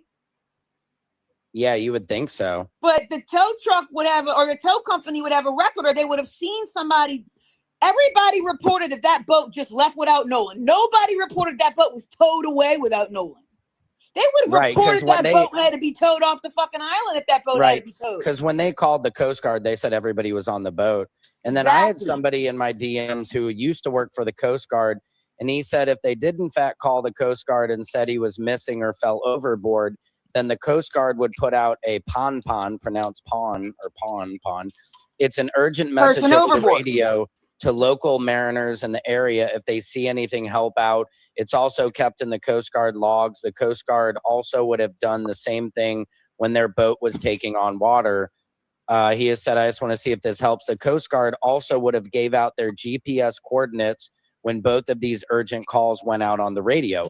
Then the he Coast said, Guard's false, because how could you imagine calling 911 and then the next day they say, oh, they forgot? Like, what are you talking about? Yeah, that's the part, which is, I mean, that's the part where it makes me think they're all covering up. They are. Is the Coast Guard went back on what they said and they're like, oh, my bad. No, they did. Like, they did call. The day they before. did. So so if they did, why didn't you're on the hook for negligence, for failure of duty, because you didn't go out and check immediately. You didn't even remember till the next day. You got to be fired by, like that 911 call lady, the one that said ain't nobody got time for that. She was hanging up on them motherfuckers. She went to jail for that. She's not even a Coast Guard. Right. I have this woman, Good Girl Gone, said calling the Coast Guard was to cover their tracks, check the timeline. According to Warren's stepmother, that judge, Ashley Cole, the boat began taking on water, citing an issue with the bilge pump, and that happened at 4:30 p.m. GPS boat tracker confirms the boat left Horn Island at that time also. But here's the issue. They didn't call the Coast Guard until around 11 p.m. That's 6.5 hours later. And based on the GPS tracker of the boat, we know every location that boat went after 4:30 when it supposedly had that issue. That diabolical judge's conduct is disgraceful, and the statement she made trying to dispel rumors was a blatant lie. That's what I'm saying. It doesn't add up. Like, and that's the thing. They sent us that call. They didn't tell us the time it was. Jay's just foo-fooing everything, man. Right. The way and here is the update from the Coast Guard. The U.S. Coast Guard clarifies timeline in Nolan Wells' case. The U.S. Coast Guard has issued a correction regarding this involvement in the search for Nolan Xavier Wells. Initially, Petty Officer Cheyenne Baserto with the Coast Guard Heartland District. I'm definitely getting it in the hard next. Send me that name, because I didn't even get to that It's yet. Petty Officer Cheyenne, Cheyenne Baserto, BAS. I don't have nothing to write down. URTO with the Coast Guard. Heartland District stated that the Coast Guard about Nolan's disappearance until 12:26 p.m. on July 5th, when the Jackson County Sheriff's Department requested assistance. However, the Coast Guard has since clarified that a friend of Nolan contacted the Coast Guard around 11 p.m. on July 4th, the night Nolan disappeared. According to the Coast Guard, it has been confirmed that a friend of the teen contacted the Coast Guard on the night of July 4th at around 11. However, the Jackson County Sheriff's Office is the lead agency, and the Coast Guard assistant was not requested until 12:26 p.m. on July 5th. I mean, so that's crazy. How did they F that up that bad and not call it in like the previous person who worked for the Coast Guard said they would have, if it's a boat that's sinking or if somebody is overboard, they would have those GPS coordinates and they would send, somebody in the area. There was all those people with boats, we know. So you would think somebody would have come to their rescue or something. Yeah. And somebody said in the comments, you don't wait 6 hours to panic. Right. That's the Coast Guard is the most suspicious thing that we got him on the hook for, because the Coast Guard lied, didn't and breached his duty by not sending someone. If someone called and you didn't send someone out, what's going on there? And then you lied or covered or whatever, and then forgot. It's negligence. It's a bunch of things with the Coast Guard. Right. The internet, Google, and everywhere is saying that there is no official forensic details that have been released regarding the body being waterlogged. That there's a bunch of fake stuff, AI. There's a whole bunch of things going on around the internet as far as the autopsy details, and they're saying that is one. Right here. And but hold on, too. You guys keep going. I gotta plug my computer in real quick. So keep talking. Sam, Let me get my plug real quick. Hold on. Sam, approve my request on TikTok so I can send you that video. It'll let me send long ones there. I believe I heard it was not waterlogged from the people that were like. It says both the official state autopsy and the independent autopsy results are currently pending. So official forensic details regarding waterlogging, decomposition state, or internal water in the lungs have not been made fully public. I know that, but if the sheriff is the one that said that it did not appear to be waterlogged. That there's no confirmation. There's no. Visually, when they saw it, I heard him say that. So I gotta hear it. I have to go. I'll have to go back and find it. But it's too. My brain doesn't work good at night. Like I'm I know, and just going and going and going all day with this stuff is craziness. Yeah, I can't even imagine what. Another hole to go down. Yeah. So I saw you posted about the backpack on the boat. What's the significance of the backpack? Were you trying to say? Well, were you just asking, was that his? That's not. Yeah, I'm trying to see if that's Nolan, and if the mom can identify if he has a green backpack like that, then that definitely can be Nolan. Okay, we gotta tag her in that post. That was one of his personal belongings that she recognized, because that would mean that would actually give us another clue to be Nolan. But I'm sure she would also recognize her son from the back. Yeah. But to me, it looked like the same shorts. It did look like maybe a slightly darker skin tone, but that could have been the sun, It's the sun. But there were also, he said, what's the friend? Javon said that Nolan, the boat he was on was full. So he went on another boat. So how many boats did that whole group of friends with the girls, with the guys, how many boats were connected in that group? We'll never know. We really got to just wait for the cell phone evidence, and we're all just beating ourselves up, getting unpaid for this stuff. That's what I told him. Yeah, we are, because duck asses to release it.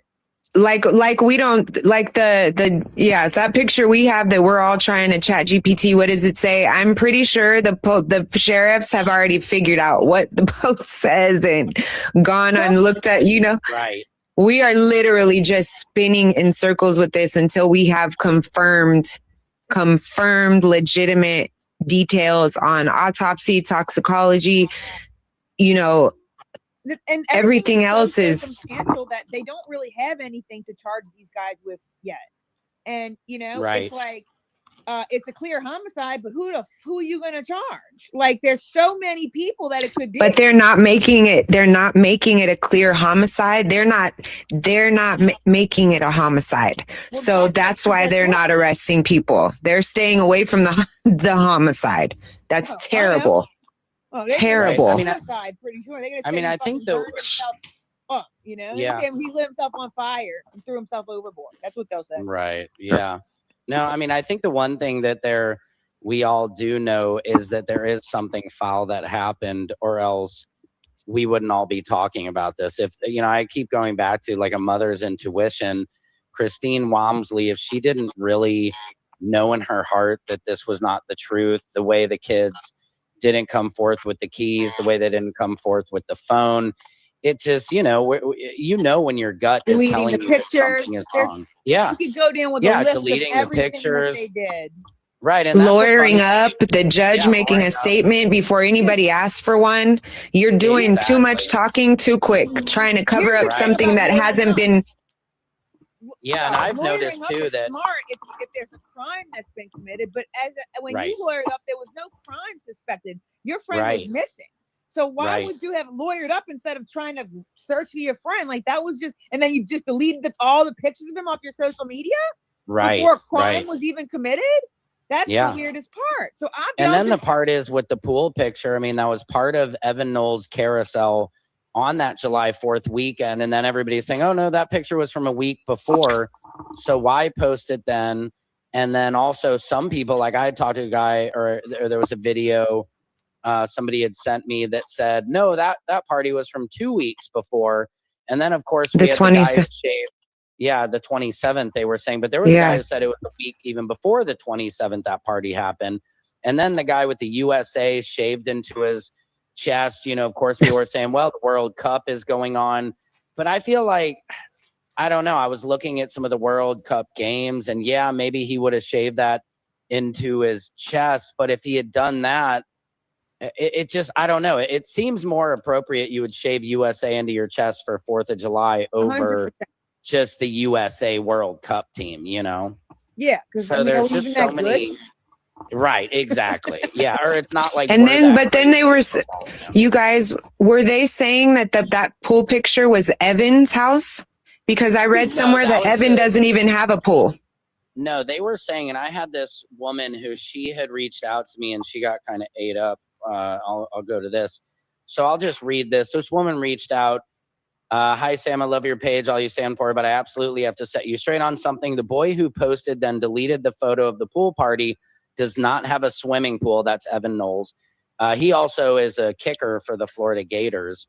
There was no pool party at his home at any time. The party wasn't the weekend of the 4th. It was the weekend before. Even Nolan's mom is saying whoever posted that information about the party is not someone she knows or was friends with Nolan. She's speaking of this Alasia Spencer. Please stop spreading this information. It is completely untrue and damaging the kids who were named and not even with Nolan on the day they passed. Thank you. Then she says, yes, thank you, Sam, for responding. The party was June 27th at a mutual friend's house, and lots of people were there.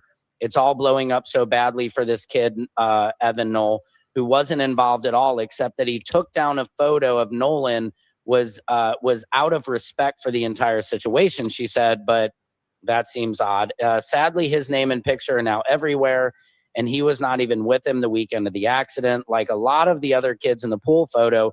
Again, thank you very much for the work you do, asking the details.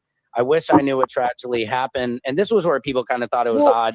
She said, I wish I knew what tragically happened to that poor, sweet boy, but I feel so incredibly awful for his family and everything. And somebody pointed out that doesn't seem like what a teenager would say, that poor, sweet boy. It sounds like an older person. So maybe this person, you know, I won't say their name, messaging me from this account. Maybe it was somebody, I don't know, operating under another account. And I asked her about the USA guy in the pool. She said, yeah, he's just a huge dude that happens to look older than he is. He just graduated high school in 2025. I don't know who owns the pool. My friend who is very closely associated said it was someone, a girl in past Christian, who I believe that was Anna Christian. Okay. Christian, baby. Christiane, a town to the west of Ocean Springs. Again, just to reiterate, Evan's family does not have a swimming pool. Apparently, they had their fourth party early because some of them were going to be out of town for the actual holiday, so they celebrated on the 27th. Then she said, "Have you had a chance to read the Rolling Stone interview?" And I asked her, "What do you think happened?" And she said, "I think most unfortunately that poor baby drowned. I'm sure they were all drinking. I know that kids and alcohol and water are not a good combination. It still doesn't make total sense as to how he got left."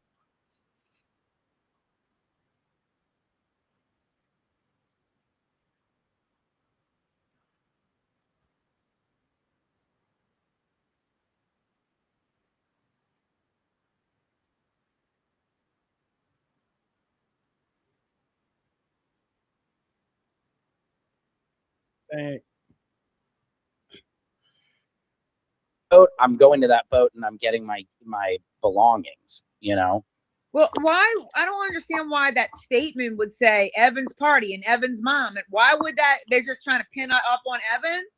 You know, I don't know. I don't know and who you know, you're reading that from, but I heard that too. But that doesn't make any sense. As to I had somebody DM me as well about that picture, and they said that they could vouch for at least one of the people in that pool that person was with them on the 4th of July out at somewhere completely different. But my thing is, why wouldn't whoever's pool that is, why wouldn't they come out and just clear that up? Like, right. Why wouldn't they do that? Yeah, and then why were there absolutely no adults, not any out of all the kids? There's everybody's blaming kids. Nobody is holding any adult responsible for anything. And Nolan was 18 and had beer in his hand, and so did all the other boys. None of them boys own that boat. So what parent gave the keys? What parent was on the boat? Like, where were any adult parents? Yeah. Well, that's what that guy was saying, that guy with the fat head might have been Katie's dad on that boat or whatever. Right. I saw, he said in the video that it could have been Katie's dad on a boat in this. But the girl said Katie was safe. Katie was safe because my brother-in-law and sister-in-law came and got her. Remember that was said. Katie was safe. So it couldn't have been Katie's dad or whoever, because she would have been with her people. You know what I'm saying? Right. Why was the words safe? She was safe. Right. Yeah. Yeah. Why did she have to come get picked up? Right. Yeah. It almost sounds like an altercation. You know what? Hey, I wonder, how about this? What if somebody pushed him off the boat and the other boat ran over him? Yeah. I mean, it's all possible. But again, why wouldn't they just kind of report that as an accident? You know, that's an accident. Right. But they were drinking. They were probably doing, who knows? They were probably scared shitless. Them kids. Well, that's what I first thought. I first thought they were all fucked up, and they just, maybe he did fall off the boat, but they would have told us if it was a clear drowning by now. They would. But there was clearly two fights. Javon said there was a fight, and the other kid who got in a fight said it was him yelling. Javon said that was the kid that he went to go help, which is why he wasn't on that boat when he came back and the boat was gone that Nolan had, and he had to wait for them to get his phone off that boat because he originally left the boat to go help break up the fight. Yeah. And I think what's interesting, I've only gotten DMs from people who claim to be close to the situation who blame it on Javon and Trayston. You know, the only two black friends who have come forward, who have let themselves be seen, but yet all the white kids who have lawyered up, we haven't heard one word from any of them. And it's interesting because I had to kind of start realizing that, they're trying to push a narrative to me and the rest of us, and I'm like, not one person has come forward and said, yeah, the kids in the picture on the boat with him, I think they did this and they're lying. They've always been pointing to Javon and Trayston. I mean, Javon acted like a duck by going to TMZ with a mismatched story instead of going to Right. Yeah. He was like trying to get famous off his friend's death. Right. And then he's not even and then the mom doesn't even know him, you know, is what she said. And then somebody in the comments, her fave girl, says they took the boat to Wyatt's grandmother's house in Biloxi. And then Okay, 11 so that's p.m. the is when Biloxi. they called his mom and said he was missing. And that's the other thing I was confused about. They said they said they saw somebody park the boat in front of the judge's house at 3 a.m. But Warren is the judge's son, right? So who did they pick up the keys from? Yeah, I'm not sure. I think that was Wyatt's house, I want to say, because they said Wyatt came to the door. I thought Wyatt and Warren are brothers. No, Ike and Wyatt are brothers. Right. Yeah. Ike Pyron. So Sarah, the sister Sarah is. I don't know about his sister Sarah, but I know about Sarah Hudson. Sarah Hudson. Anna Hudson.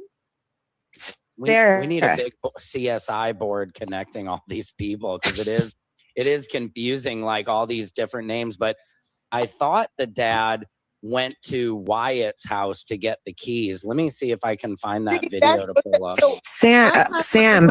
Because I had read off of one of those things that Approve me on TikTok. That guy that said the keys were recovered from Warren's house. So I'm glad that it's Wyatt's house, because then I just used the wrong name based on that stupid thing.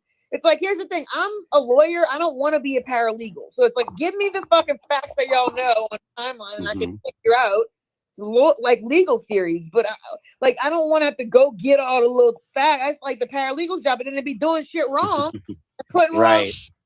And I'm like speculating off their wrong ass fucking facts. Right, so, right. Yeah. We're all just internet lawyers anyway right now. We don't know nothing except what's on the internet. So it's like, right.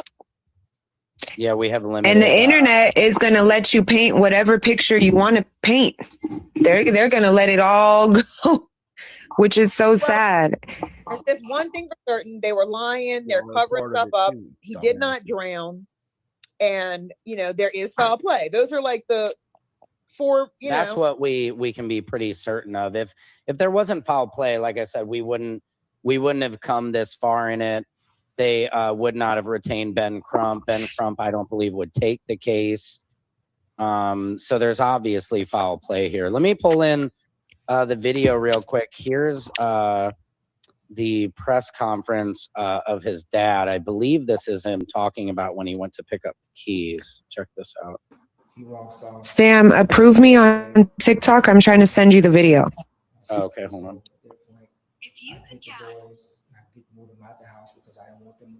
Can you guys hear that video? A little bit. It's low. It's low. One of the guys that was in the house with us, he was on the phone with a girl, and the girl told him that Nolan's keys were on top of this Jack's guy's Xbox in the house, because apparently she was there with Whose house? Jack's? So he goes back up to the door. Let me go back. Let me rewind it. He said the girl said the keys were on the Xbox at Jack's house. Yeah, hold on. Let me listen. He walks off, 2 minutes, come back. I can't find the keys. I said, okay, so at that point, I get the boys, and I get to move them out the house, because I didn't want them to go into the house and start tearing up these people's house, because they'd never go home in the situation. So walk outside by the car. One of the guys that was in the house with us, he was on the phone with a girl, and the girl told him that Nolan's keys were on top of this Jack's guy's Xbox in the house. Jack's. Apparently she was there with him. Who's Jack's? So he goes back up to the door by one of the 7 people on that boat. Right. The keys come out. So where does Jack have a boat launch at his house? Why is nobody talking about Jack's? I don't know, but I do know Jack's. Hold on. I'm gonna go to bed and talk to y'all tomorrow. All right, Kimbra, thanks for joining us. Yeah. Tomorrow, like midday. So y'all have a No good worries. Thank Okay, you. good night. Make sure you guys follow Kimbra, because she's got great info. So let me take this off real quick. I didn't see where you asked to be approved on. Well, I sent you a message. It's in probably you got to go to your requests. Okay, hold on. Oh yeah, I see It's it. Hey, I just said hey. Let me see.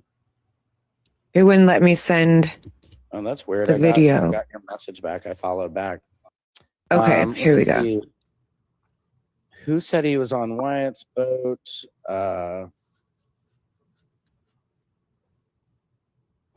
Okay, let me send this. Let's see.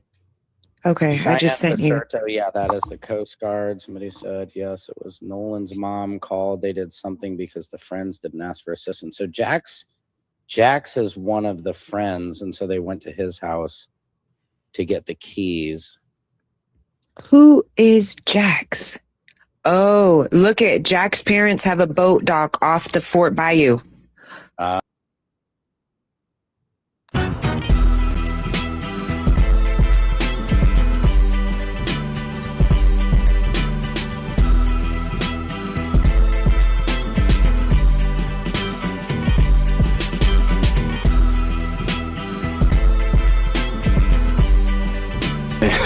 Hey, we live now, really.